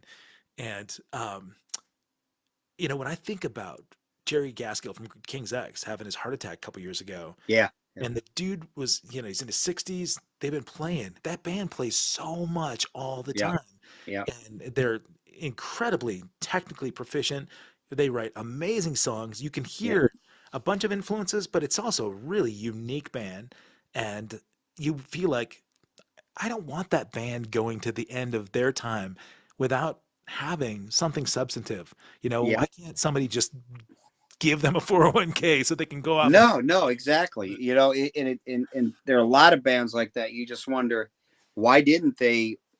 And that's the hardest thing, because if I had a nickel for every time I got called underrated, Right. whether as a guitar player or the band, Yeah. or undervalued or anything like that, I could buy 1 million albums myself. You know what I'm saying? It's like you hear it, and on one side of the coin, it's like, yeah, it's frustrating as heck, because we want to be able to do more and reach more people. Yeah. And on the other side, it's kind of cool, because you realize that people that do appreciate what you do, it's not like, yeah, I like vanilla, I like chocolate, but I really like this. Yeah. They really like us. You know what I'm saying? It's not like we're just another just another band that they like. They really take it to heart. Yeah. You know, and that means a lot too, you know. So you were talking about King's X, Ty Tabor, I'm friends with all of them, but closer to Ty. He mastered 2 of our albums and played us. The only other guitar player to do a solo on any Lillian Axe albums is Ty. Really? Yeah, we did an album called Deep Red Shadows. Okay. And it started off, it was going to be just an EP. I got into this thing where I was kind of fascinated with the Highlander and vampire movies and the whole idea of eternal life. Yeah. And what the psychological ramifications of that existence would be like. And so there's a song called The Quenching of Human Life on it. And I said, Ty, play solo on that. He goes, really? Can I? Said, hell yeah, I'd be honored. Wow. So he went, he did a great solo, but he mastered that album. Oh, and he mastered, and I think, what did he master? He mastered, oh gosh. I think he mastered 2 of our records. Yeah, he mastered Days Before Tomorrow. I'm pretty sure that's the one he mastered. Yeah, the last one before this one. And he's great too, man. It sounds really full. They sound massive. You know. Thank you. Yeah. But yeah, and then it's funny you talking about Jerry, because I'd never met him before, and then we were doing something at one of the NAMM shows once, and I had wound up 11 of us went to dinner, and it was Ty and his wife, and I don't know if his wife or girlfriend, I'm not sure, I don't remember. Could be both. And a bunch of other people, and Jerry, and I'd never met him, and I sat next to him, and he and I for like 3 hours cut up and just made fools of ourselves, like cutting jokes. I never realized he was that funny and just like goofy Monty Python funny like I am. Well, you know, like, that doesn't come off on their stage persona, right? Oh yeah, exactly. But he was so cool, and we like traded numbers and stuff. And then I heard about him having I think he maybe did he have a couple of heart attacks or something? Yeah. So man, and God bless him out there still doing it, because they are another one of those great bands that should have, could have, would have been a household name. Listen, man, because I like that in the chat here too. People are talking about like Saigon Kick and being underrated. Yeah. There's a band that I am as excited about now. I first heard them in '98, and they just didn't break in the U.S. They're touring right now. They're like in I think they're in Charlotte tonight, and they're maybe in Nashville tomorrow. But I flew up to go see them in Toronto a few weeks ago. We had a couple of days off. Are you hip to Big Wreck? Oh yeah, I love Big Wreck. Dude, they've been around a long time, man. Yeah, since '98, and that's a band that I feel like, why doesn't the world realize that Ian Thornley is a god? I mean, that dude is a ridiculous player, such a good singer, and his songs are so good. Yeah, they're just so it's like you start wondering if, and I've also thought this about it. Is it just are you hitting a nerve that's just maybe a little bit too different, or not? I don't know though, because then you go back to Bohemian Rhapsody was a huge single. So it's like, and it was is there a formula for anything? No, I don't think so, because you just don't know. I mean, if you look at things that have become immensely popular, there seems to be always, it's like this one little niche thing that happened to take it here, and all of a sudden, boom. It's like the seed, if it's planted in a certain spot. Is it in the right soil at the right time with the right light? And you never know, but it doesn't mean that like any of these bands that have had minor success with some things going a certain way, they could have been, as we say, commercially popular or what commercially well known as any of the bands that are right now, because you can't say this one was better than that or this was better. They're all, for you to make it into becoming a recording artist, you got to have a certain amount of talent, and you have every bit as right or opportunity to be well known worldwide as anybody else does. I mentioned earlier like that when Lillian Axe, Saigon Kick, and Extreme all came out at the same time, but Extreme got the next level, and I said I think that probably had a huge amount to do with Ted Templeman having that was not to diminish their talent, right? I think while Extreme, the whole was maybe greater than the sum of its parts, but people know now, like Nuno is the guy, right? And right now, and the record is being leaked. I like that they're. And have you checked out the record so far? Yeah, they leaked that. I think it comes out tomorrow. Yeah, they have like 4 singles that they've leaked one at a time. 4 songs, yeah. And it's been really funny to me that like all of my guitarist friends went to Monsters of Rock cruise to go see the first, exposure to Nuno doing his stuff. And and I've seen Nuno, like, I've done some of the LA jam things with him too. Watching how it's ridiculous what a wicked drummer he is, and a keyboardist and the singer. But we both know that Extreme still isn't, even right now, having had what their commercial success was, it's not like they're going to be playing the Enormo Domes on this tour. They're just, while they probably should, but Nuno had to go out and get himself a Rihanna gig, right? To get that next level. And so I heard some guys dogging him for that, talking about him selling out. And I'm thinking, really, man? Like, he's selling out because maybe he wants to have that 401k. Maybe he likes to play guitar. And when they weren't playing, he happened to be playing. Oh, I'm just doing the Super Bowl, right? I mean, it's right. It's hard for me to hear people judge that way because it's envy. It has nothing to do. Look, man, and that goes back to the same thing. It does not matter who you are, how good you are, how talented, what a wonderful person you're going to be. You're going to be treated badly by people. Oh, that's human nature. You know what I'm saying? Eddie Van Halen's kid, Wolfgang, his new record. And I was watching people troll him online. Yeah. And some of the comments that he would retweet is saying, like, one of the people was saying, like, way to capitalize on the name, man. And he's like, well, it's his name. That's what kills me, man. I don't understand. And that gets back to what I was saying earlier. How we learn to be so hateful to each other. You know what I'm saying? I mean, and look, it goes everywhere. And look, and I've said this before, take somebody like Gene Simmons, right? Who does he have to impress? Nobody. He's done it, been there. He's at the top of the game, done everything he possibly could do. Yeah. I know somebody says something bad about him, it bothers him. Yeah. You know what I'm saying? I even see in some of the most successful, on top of the world people in the world, if they have any kind of soul or heart, those things still bother them, even though they've got billions of fans. Yeah. Those few ugly things. And however big you are, you're going to get, the bigger you are, the more hate you're going to get. And that's the bottom line of the sadness of what we all have to deal with is, why do we have to be ugly to each other? If you don't like some guy's band, just don't listen to him. I don't like, if I don't like pistachio ice cream, I'm not going to troll everybody that does and tell them how stupid they are, or go to the makers of pistachio ice cream and threaten their lives because I don't like it. I'm just not going to buy it or eat it. You know what I'm saying? I mean, it's like, why do we do this? Why don't we concentrate on just, if you have nothing good to say about somebody, shut up. Yeah. Just because you have an opinion doesn't mean you should be able to tell what it is. Yeah. Unless you're being productive and kind, because at the end of it, but it's so rampant, man. People are just freaking mean to each other, and even like you say, like even some of these great players like Nuno or something, You'll get hate. I read something the other day. It's like, oh, that's solo.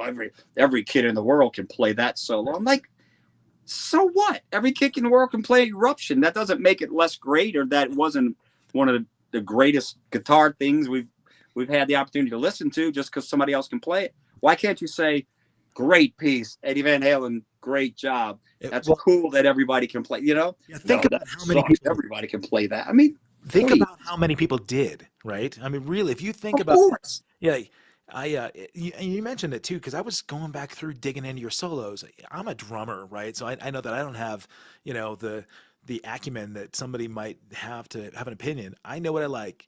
And so your solos, I can hear everything from classical influence, and I love the acoustic stuff that you do with the classical performances in mixed with your solos with the electric, you know, stuff and the real heavy stuff.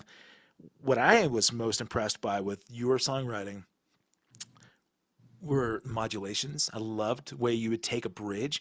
Bridges are the most important for me.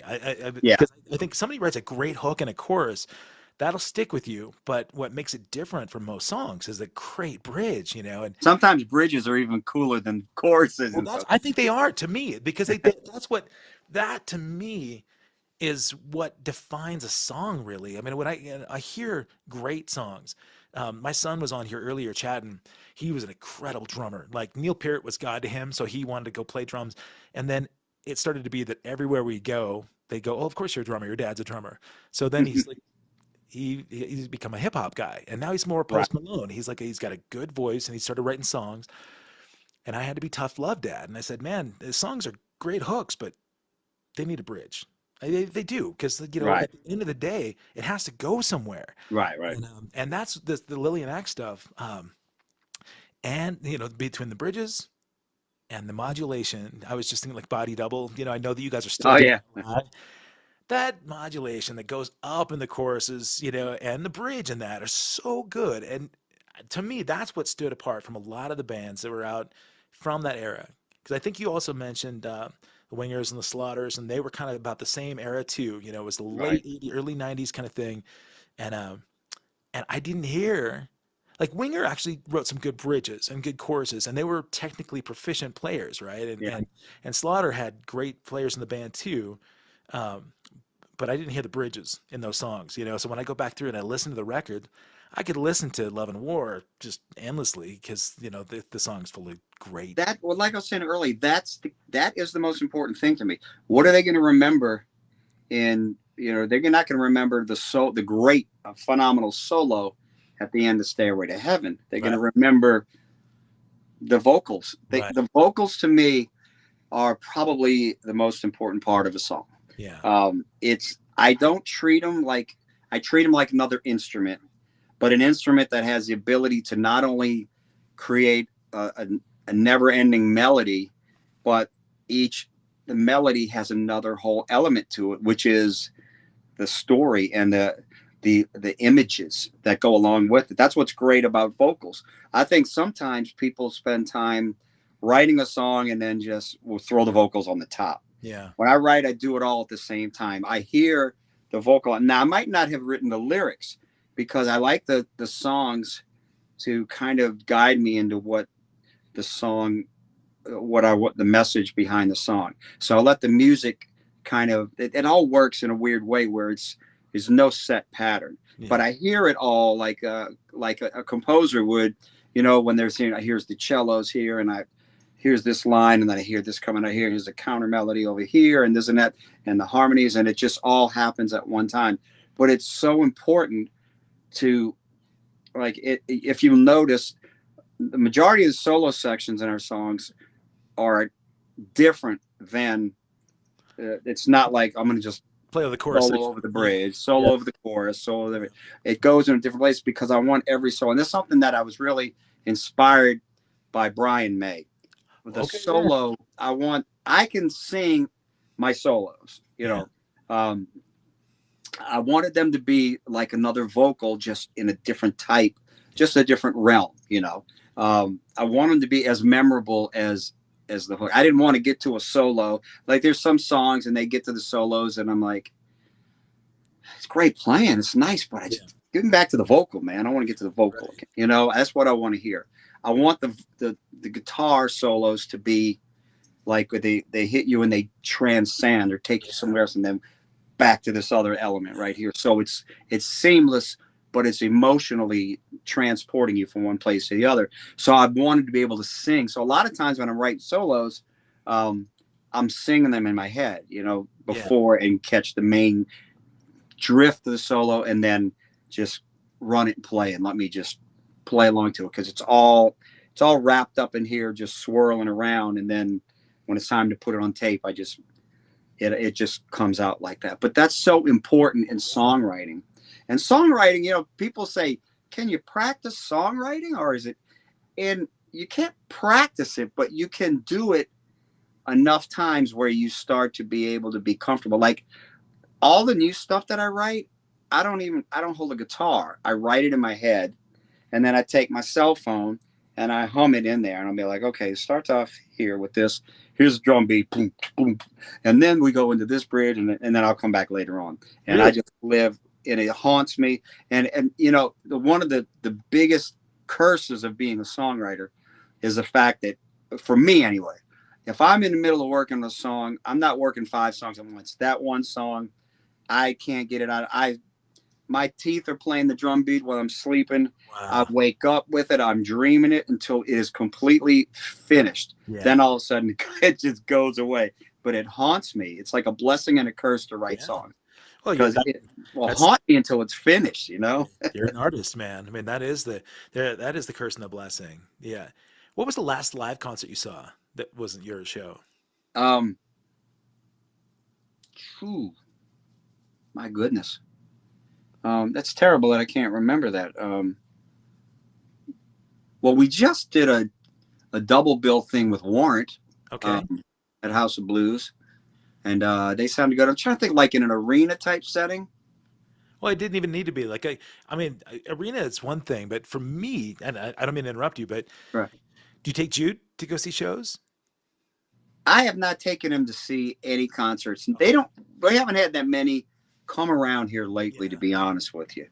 And obviously he's too young to get in any of the venues. Yeah, we just did House of Blues, man. I would have put you guys on the list for sure. But dude, if I would have known, we would have been there. I'm telling you. I told, because we were fans. We've been fans since way back in the day. And that's funny. You told me that you were in Animotion. Right. 16 years. And we were just talking about them the other day, and I had no idea. Oh, yeah. Because my wife is, she's like, Julie is 15 years younger than me. Okay. So, you know, she's a child of the 80s and 90s, and that's like her genre, you know.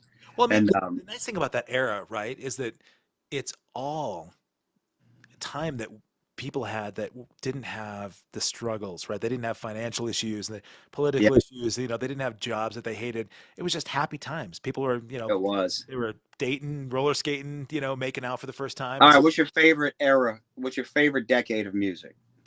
This is my musical hero, Prince. But there you go. My nickname since the early days was Heavy Metal. I was like Scorpions. Scorpions were my favorite band from when I was a kid. Right. And then I saw Prince, and what he symbolized to me was way beyond his music. You know, really, it was like, it was the identity that he didn't need to have, like changing his name to a symbol as a flip you to the label and the industry to just say, man, I want to create, I don't want to be your slave kind of thing. What that was brilliant. Yeah. And, but the favorite era, like, I mentioned that my son was a huge Rush fan, like Neil was got him, but I was a Zeppelin guy. I loved John Bonham because the way his drums made me feel, you know? So that's right, Karen, you got the heavy metal thing. That's right.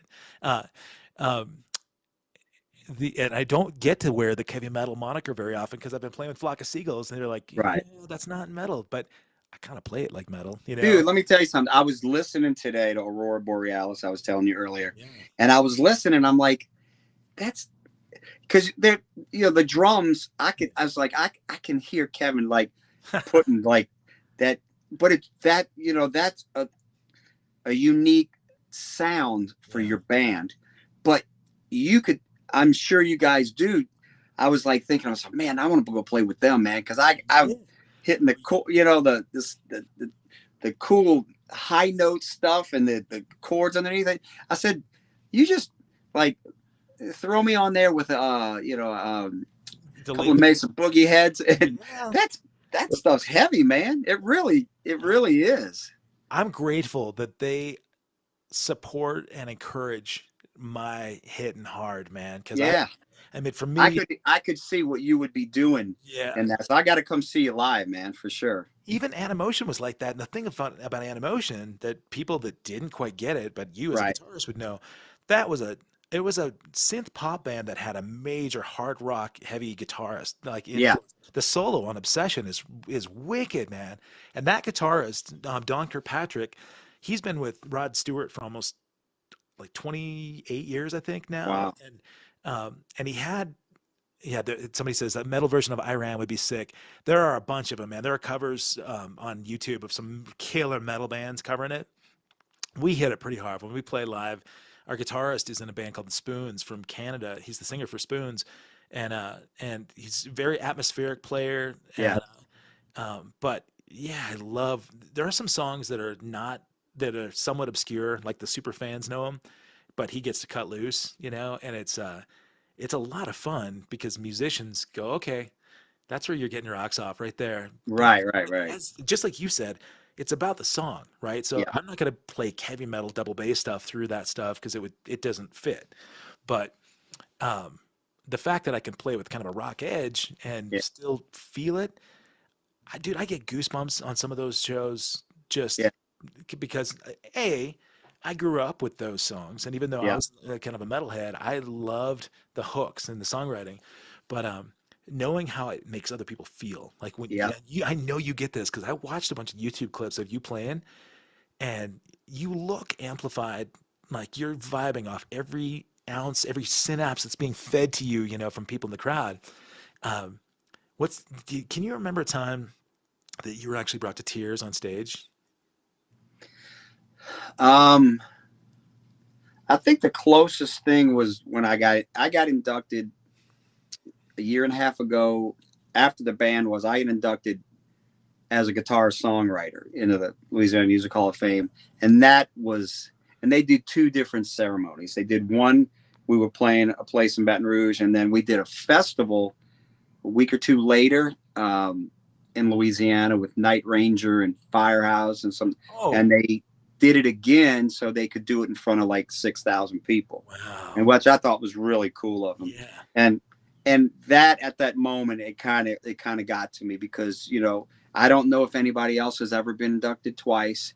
And, you know, you get Elvis in there and Jerry Lee Lewis and all these just icons and stuff. And when that happened, I kind of thought about my dad.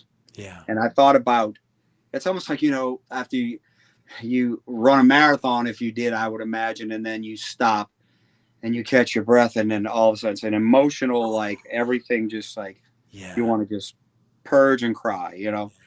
But the only thing is we were getting ready to go on stage to play, so I couldn't cry too much because I had to get ready to play. But it was one of those moments that I felt like that, you know.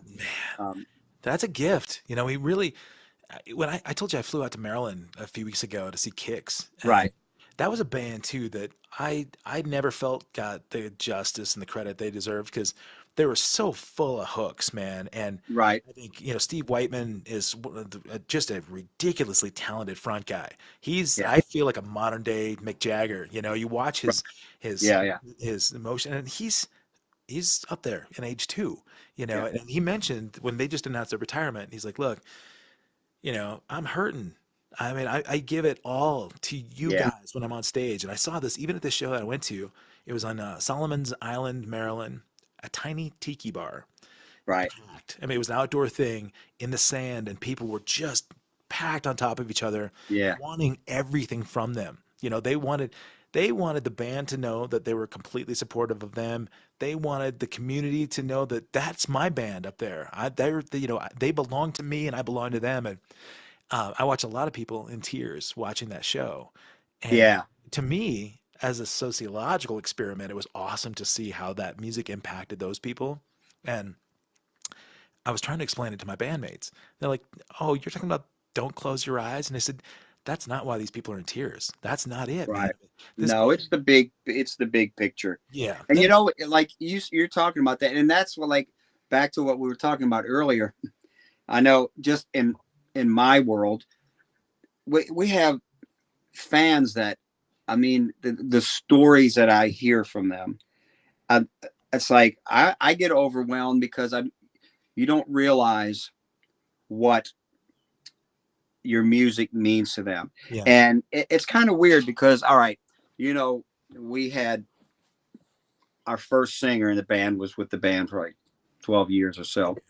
And the albums that we're known the most for were the first 4 studio records. yeah. Lillian Axe, Love and War, Poetic Justice, and Schizophrenia. Yeah, So that's when things, you know, after that is when the whole music business like took a turn and it went completely down. It's never recovered since. yeah, But I learned a lot of things about music and stuff, and what I thought was fair and what I wasn't. Because when our first singer left the band, he didn't want to tour, and you know, he just didn't want to do it anymore. He wanted to stay home, and that's fine. yeah, But you got people that don't understand that, you know, like they, even till this day, sometimes we'll get people that, like, you know, get this guy back again. That's my favorite album. And I'm sitting there and I'm going, look, man, I appreciate that. sure, Those records are never going anywhere. yeah, But please continue to support the band as we move forward. yeah. I'm still writing all the songs. It's the band to me right now is better than it's ever been. It's just such a great team and play, but it's still the same essence. Sure. Love the essence. And I started going, why can't people move on? You know? Yeah. And then I start going, all right, think about this. Like, think about the songs and the bands that mean a lot to you. Okay. And I'm thinking about, because to me, the 70s was the greatest decade of music. Sure.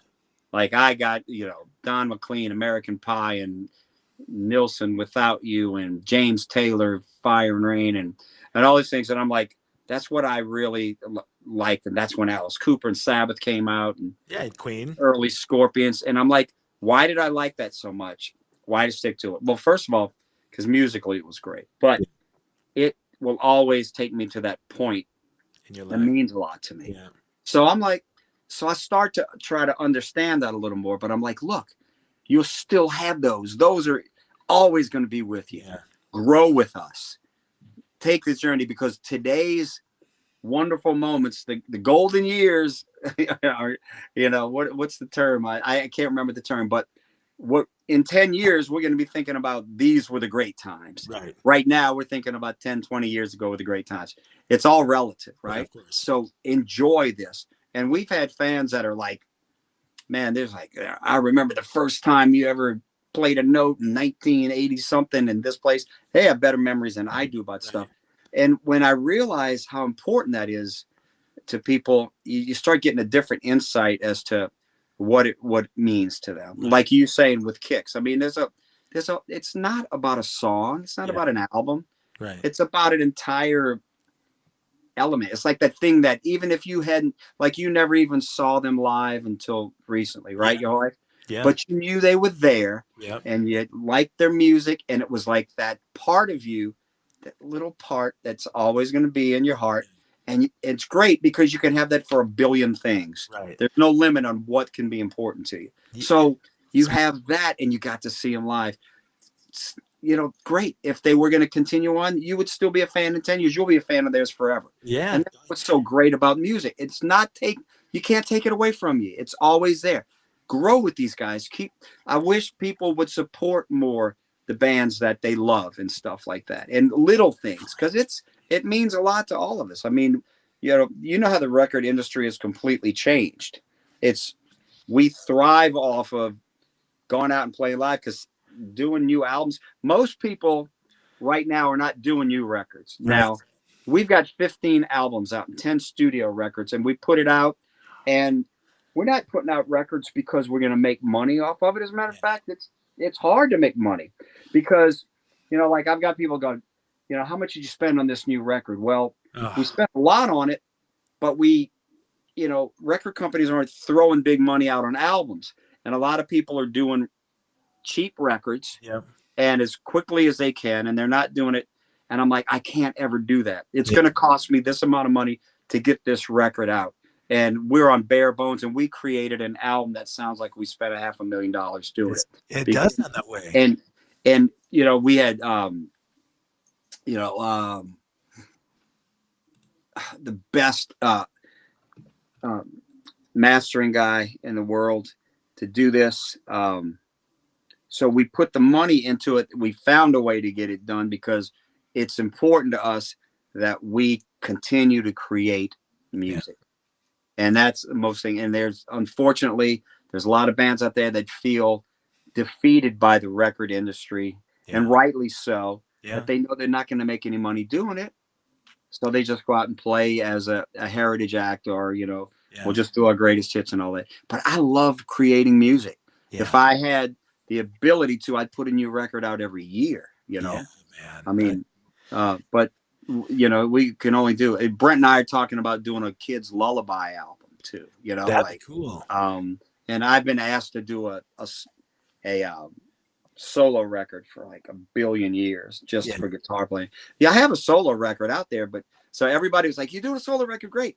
And it's all, I wrote an album. It's called Random Acts of Blindness. And I wrote it for my dad after he passed away. So it's like 15 very melancholy, beautiful songs that I did in my bedroom with drum machine and acoustic guitars and stuff. It was like people expecting to hear me, like, you know, just shredding and having fun, this and that. And I'm like singing about, you know, this big harmonies and keyboards and piano. It sounds like, well, you know, you mentioned Brian May being a big influence on you. Yes. One of the things that I usually ask folks on the show, especially it's great for you because a lot of people that are in the chat, they are people that follow Steve. They've known every ounce of your musical history. But what's something that people that really think they know Steve Blaze, what's something they might be surprised to find out about? What's a guilty pleasure or something that they might not know about you? Well, you can kind of see behind me the shoes on the wall. All right. So you're banished to a desert island. What's the one pair of shoes you're taking with you? Let's see.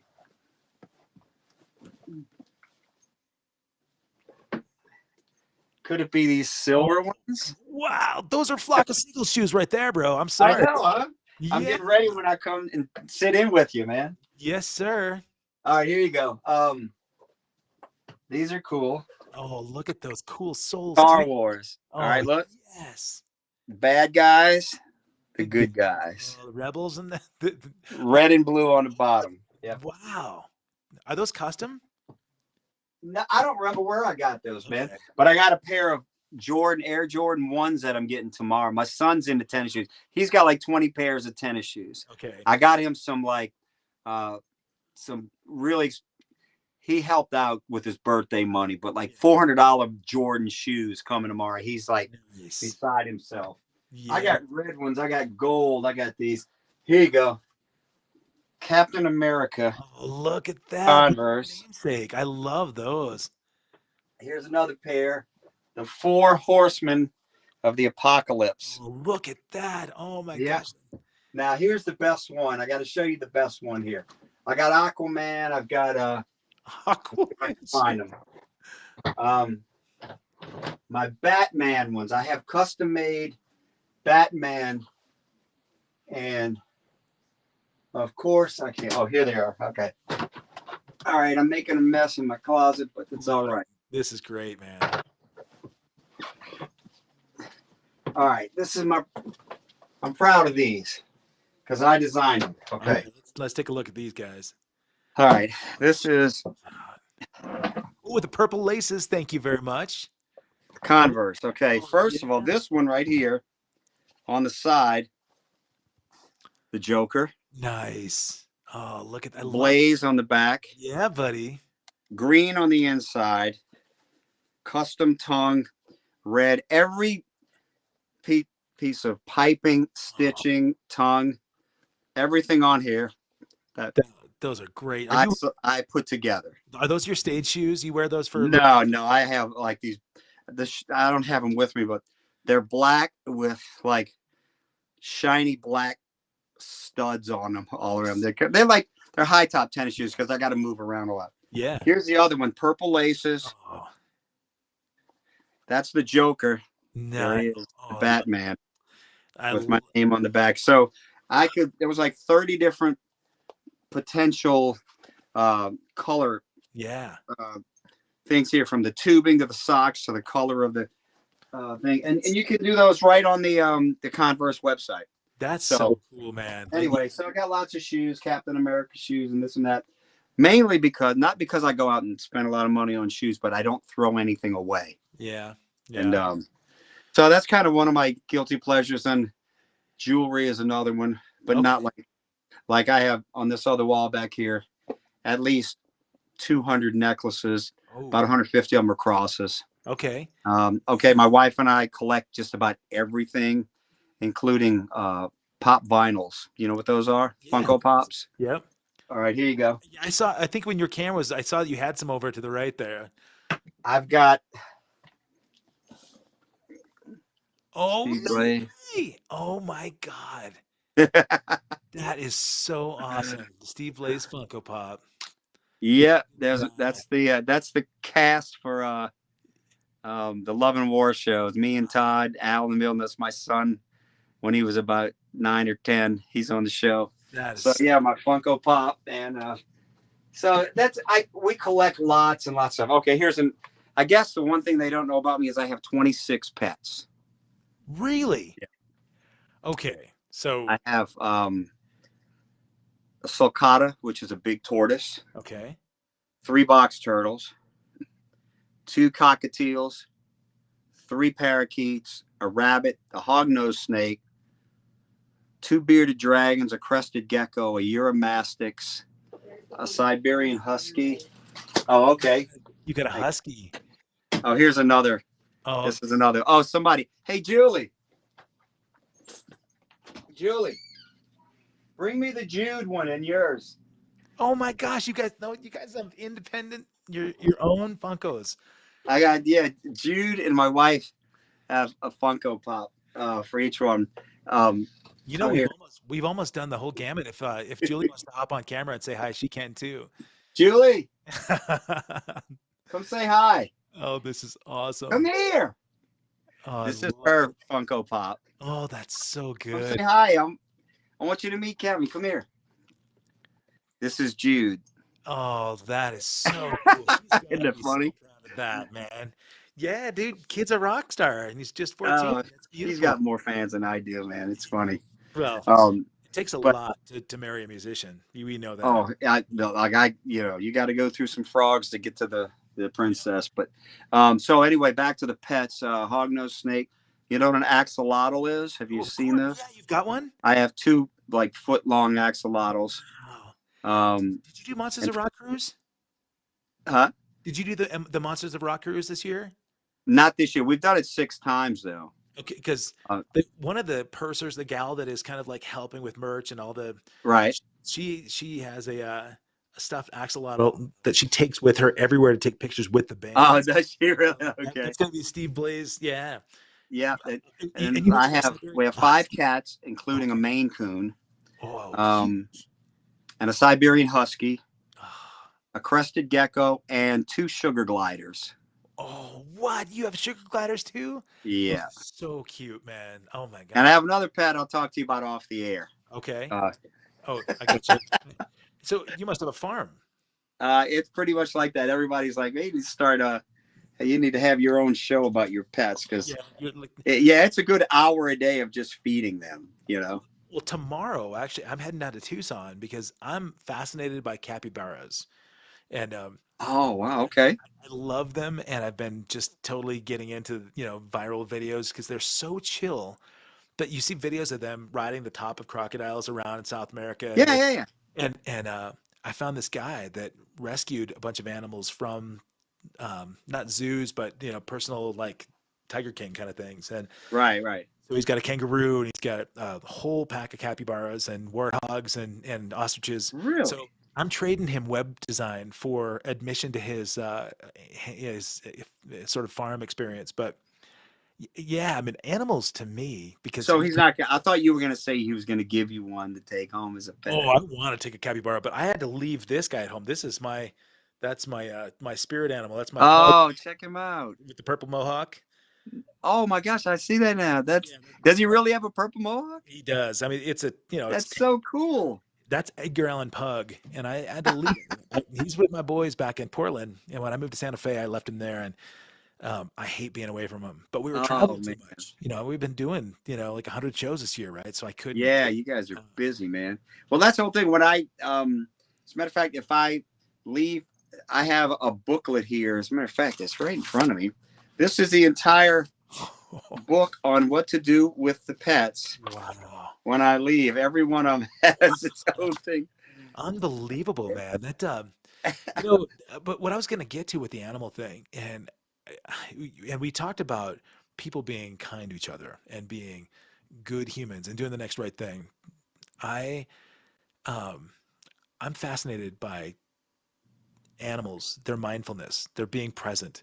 They don't care about what happened yesterday. They don't care what's going on tomorrow. They Yeah. don't care if somebody wears something funky or they're just what's right in Yeah. front of them is all that matters. And to me, Yeah. that's inspiring. I mean, I know it sounds kind of maybe pretty rudimentary, but I I let's see, I see in the chat here. Oh, Julie just texted too. She said she's in pajamas, so she doesn't want to make an appearance. Oh, Oh, Julie, I just called you out there. Yes, you're on. they're probably Star Wars pajamas, so I mean, it would be No, cool. that's cool. It's something like a lot of people know. Oh, and Karen's daughter made those Funko Pops. That's cool. Yeah. That- uh, Yeah. Karen's daughter made the family ones for me and Jude and Julie. oh, that's man. Isn't that That's cool? they're super pro looking. Those are awesome, man. Oh, and the funny one, the one with Julie on the back, Yeah. it's got one of our cats on there too Oh, with it. that is So so cool. I love that there's the guitar came in on yours. That's great. The let me tell you something about talking about, because we just lost one of our cats that we had for 17 years. 7. And I wasn't really that much into cats until I got married, and Julie loves cats. So we've always had like 5 cats. And we have lost like 4 or 5 since we've been together. And I never realized just how it hits. I lost a rabbit too. And I cried on the rabbit. It's like, Oh, really? even like pets that most people would just think are like kind of, well, you get over it, you kind of expect it. It's like really hit hard, man. And this one kitten, it was so sad because her name was Layla, and she waited for me to get home before she passed out in our arms and stuff. So there's a song on the new album, an acoustic thing I wrote called Endless Green Fields. And I wrote that about my vision of heaven when we get there is this endless green fields and all our pets come running to us from out of there. It's like we had one of my cats, his name's Magnus. He's a Maine Coon. If I could get him, let me see if I can get him on air. Hey, Jules, can you bring Magnus to me? See if you can bring him to me. Everybody loves Magnus. Magnus, long story long. I wanted a Maine Coon, right? Because they're the biggest breed and they're huge. So I went online and long story short, I got scammed by a breeder who took $1,000 from me and disappeared. So I had to go find another one, and I found a black smoke Maine Coon. So we get the kitten. He has to fly in from Seattle. Okay, that's where the breeder was. Flies in on a plane. I pick him up. Several months later, he starts looking sick. We take him, and he's got FIP, which is a death sentence. There's a cure for it, but you can't get it because it's not FDA approved or whatever the approval organization is for cat medicine. So I find out that there's a way to get the medicine, but you have to go get it shipped in and, black market kind of stuff. Long story, we spent $20,000 to keep this guy. Come here, Magnus. This is Magnus. My Maine Coon. Look. Beautiful Hey, cat. look. Hey, Look buddy. up here. Look at Look those eyes. That's a Who real. does Ruby does? Look, come here. Come on, Ruby. My husky wants to be here. This is Magnus. He's a big, giant, grumpy cat. Come here. And this is Ruby, Oh, hey, my baby. husky. Look. That's my favorite dog right there. I Is it? love him. Yeah. Come here. Come here. Oh, good dog. Oh, Yeah. love, This is Ruby. Does My Ruby sing? 80-pound husky. Does she sing? You sing for everybody? No? No, she's not. She's got one blue eye and one brown eye. Check it out. But anyway. Get it? Can you see it? So you do? Yep. I have heterochromia as well. Wow. Yeah. This one's half blue, half brown. Oh, I can see it too. Yeah. That's awesome, man. I'm part husky. I've been saying it for years, man. Let's see. Come here, Ruby. Come here. What a good dog. Look at Yeah, that. she's a total sweet, the sweetest personality you could ever imagine. Oh, look at her eyes. Beautiful, man. There she is. Hi, baby. Can you see her? Hi, Ruby. Can you see her at all? There you go. I hid my face a little bit so we could see more of her. Come here. Look up. Come here. Come here. So we can turn around. Come here. Oh, she's on her back, rolling over for me to pet her belly. Nice. Come on. There you go. Good girl. Hey, Ruby. All right, Ruby, you ready to go out? Go get a treat. Okay. That is so sweet, man. Hey, man, you want me to get the axolotls? No, I'm just kidding. Here's what I think I need to do, buddy. I need to, when we come out there again, we do shows in like Louisiana, I just got to come a day early, come meet you. We'll go to your mom.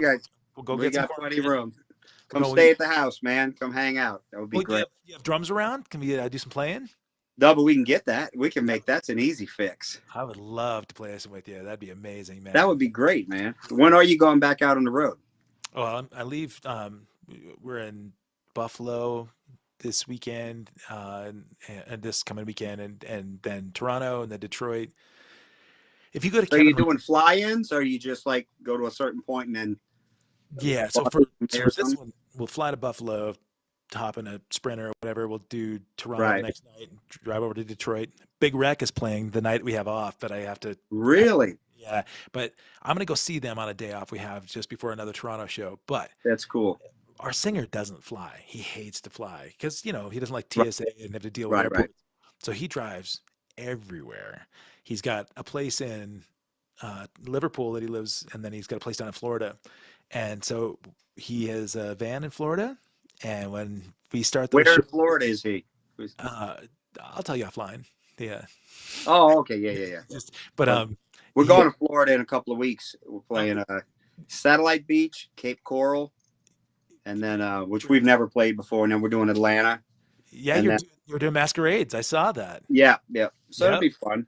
We've got a new agent now, so we're kind of in the growing pains right now. But she's really good and she's working hard, and it's like it's a beast out there right now, man. Now we're doing like 6 shows in Texas, and I think one of them's in Memphis, and then throughout Texas. So we're working on a 3-band bill to do November and then March and then summer next year or whatever with remember Girls School? Oh yeah, heck yeah. Girls School and Alcatraz. Oh wow.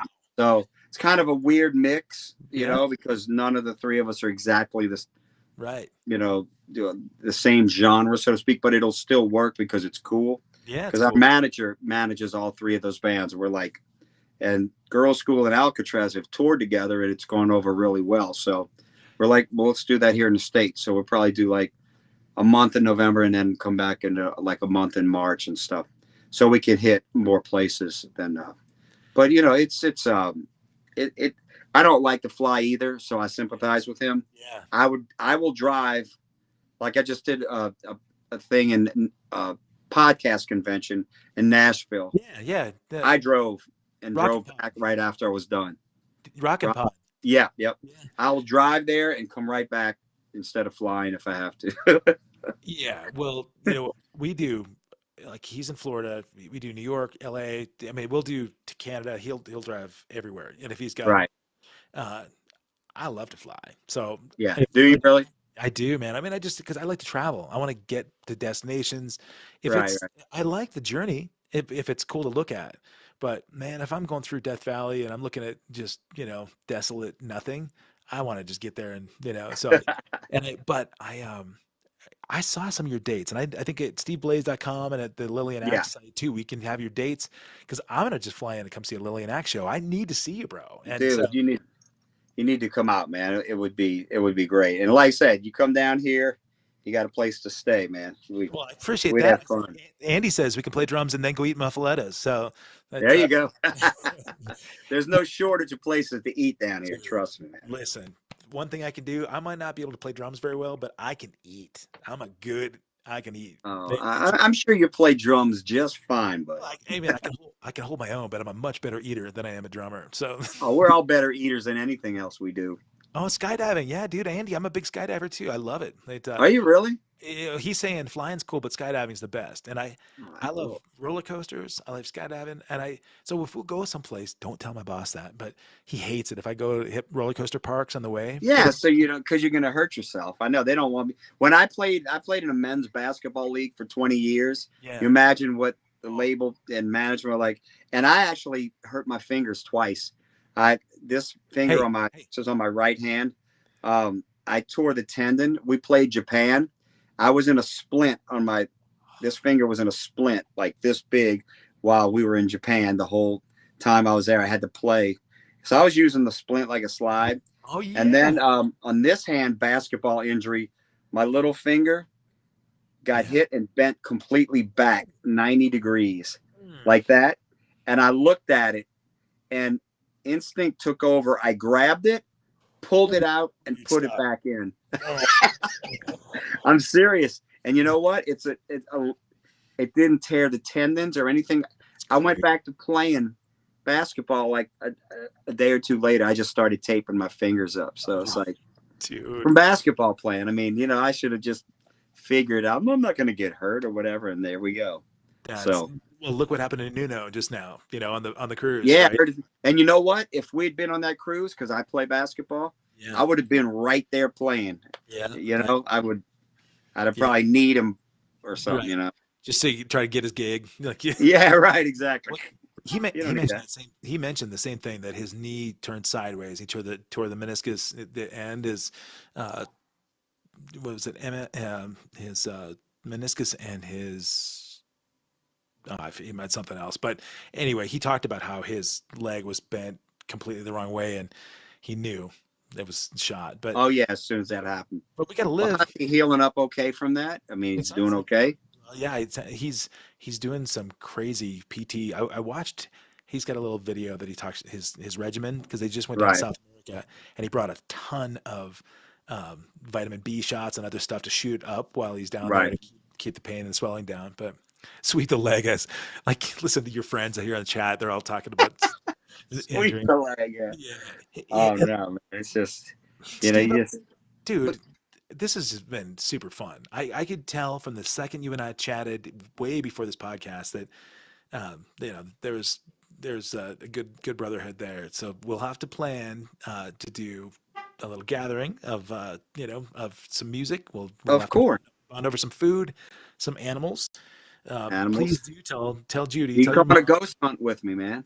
Oh, and you're in the right place for it too. I mean, Narlands is all Oh yeah, about we got plenty. We've got a documentary that Todd Schmidt, the guy who directed it. our videos, he and I we filmed it already and we're editing it now. Okay. It's a documentary on my team's called The Veil, and we ghost hunt, but it's different because the team is amazing. I'm the team leader. My number 2 guy is Dave Young, have you ever heard of the Myrtles Plantation down here? No. It's voted one of the, if not the top, in the top 10 most haunted locations in the country. Look it up. Okay. And he was a consultant for the Myrtles Plantation. He's been ghost hunting for 30 something years. Wow. I have a medium / clairvoyant / sensitive who's an author and an amazing medium. The head of product development for PV Electronics is on the team, and a a NASA scientist, a guy named Mark Lanou. He's in a band called Fiction 6. Okay. He's in the Hall of Fame for NASA. Wow. He's on the team. And then my stage manager, Al, I told you about, and my brother, Gary, are the techs. Okay. And we ghost hunt. We have a documentary on Fort Jackson that we did an amazing investigation on that we're editing right now to get out to the streaming platforms. Sweet, so we're working on that too. But yeah, man, ghost hunting it opens up a whole new thought process about things, you know. So we'll do some of that. We'll eat. We won't skydive. No, that's I gotta draw the line, man. You know, right. Your buddy's a lot more adept at that. I'm a tandem guy, but we're putting Marcy Douglas to sleep. She's like, I gotta go to bed. Yeah. She should have known. A couple of guys like us. We both. Oh no, we've been like 5 a.m. We're still talking. Yeah. Man. So I'm going to tell people that may not already be hip to it. If you go to steveblaze.com, you can find out about Steve's gigs. You can. I'm betting there's a link to Vision merch because I know that you've got a bunch of new merchandise that you're selling through. You guys have stuff on Vision merch. We do. Yeah. So Greg, the owner of Vision merch, actually. Talked to him a couple of days ago. We just got a whole new line of shirts. So Greg's great, and Jamie over there too. They're amazing, really good people, man. Greg does. Yeah, I remember seeing your shirts on there. Yeah, when we started working. We've done a bunch of shows together, like just tour stuff together where he'd bring merch out and he during the pandemic he had this event called Abducted by the 80s where I hosted the event. And it had live performances and recorded performances from like everybody under the sun, and like Wang Chung and Nelson and New Shoes, and all the money that went from people donating went to all the crew and production people that were stuck not being able to tour. Oh, that's awesome, man. And that was Greg's vision, man. It was really cool. So people go to visionmerch.com and check it. All the brand new Lillian Axe merchandise and load up on it and then get out there and see these upcoming shows. I'm going to fly into one of these shows, dude. I need to come. You got to come in. Hey, look, we did a show a few years ago with Gene Loves Jezebel and Bow Wow Wow. Yeah, we were right between them. I know both bands well. So Lillian Axe would play with Flock Seagulls, man. Yeah, dude. We're doing a bunch of like interesting pairings. But you mentioned Night Ranger. I saw with Night Ranger. Yeah, and they're great friends of mine too, man. They're good guys. In fact, when I go down to Arizona tomorrow, Kelly, the drummer, and we're working on. I think I can say that we're working on a new website for him. I've got a web business, and so that's my other. Really? Oh, good for you, man. And well, we just had our LillianAxe.com just got revamped, so people can go there and see stuff on there too as well. But that's cool, man. You got your hands full, buddy. Dude, like you, I don't like to sit still, and if we can do it in a positive way, which I'm grateful to get to know that side of you. So, number one. Please tell Judy thank you for her time and her. I will. And I just loved speaking with her. You could tell she's a salt of the earth, sweet woman. Tell your wife and Jude for me stealing your guys' time too. Thanks for sharing. No time. Next time, I want you to meet him. We'll just do about it. He's 14. He's an inch smaller than me. That's crazy. He's like a giant, and he still holds my hand in public. You know, and we go out and.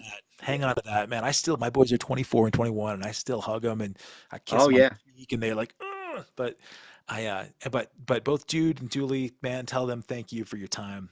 All of your friends and people that are here that are watching in the chat, it has been a pleasure to see your guys' interaction and see your support with Steve. I can see why you do. Keep it going. Make sure that you tell your friends that may have that opinion about previous singers versus new singers. It's all about the substance of this guy right here. So thanks, Steve Blaze. Thanks. Hey, man, I just want to tell you, I've had a blast. I hope you and I have spawned a new friendship. You got it, bro. And then, anything I can do for you, let me know. Stay in touch. Call me anytime. And let's plan on seeing each other and hanging out in the future. And anything I do for you, just let me know. Thank you. Thank you so much, man. I can't thank you enough. So if you guys got here late and you didn't know this, I want you to do me a favor. I'm going to say this one more time. Go to this page right here. Go to this channel.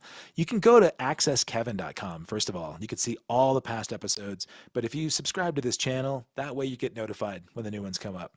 Got a lot of fun ones coming up. And if you subscribe, you'll find out about it. So come out to see a Flock of Seagulls show, come out to see Lillian Axe show, and you'll probably see me in the crowd going, yeah, man. So thanks again, man. Have a beautiful week. And everybody You here, too. thank you for being here and spending a couple hours with us. It's great talking to you. Anytime. All Good right. night, everybody. Good night.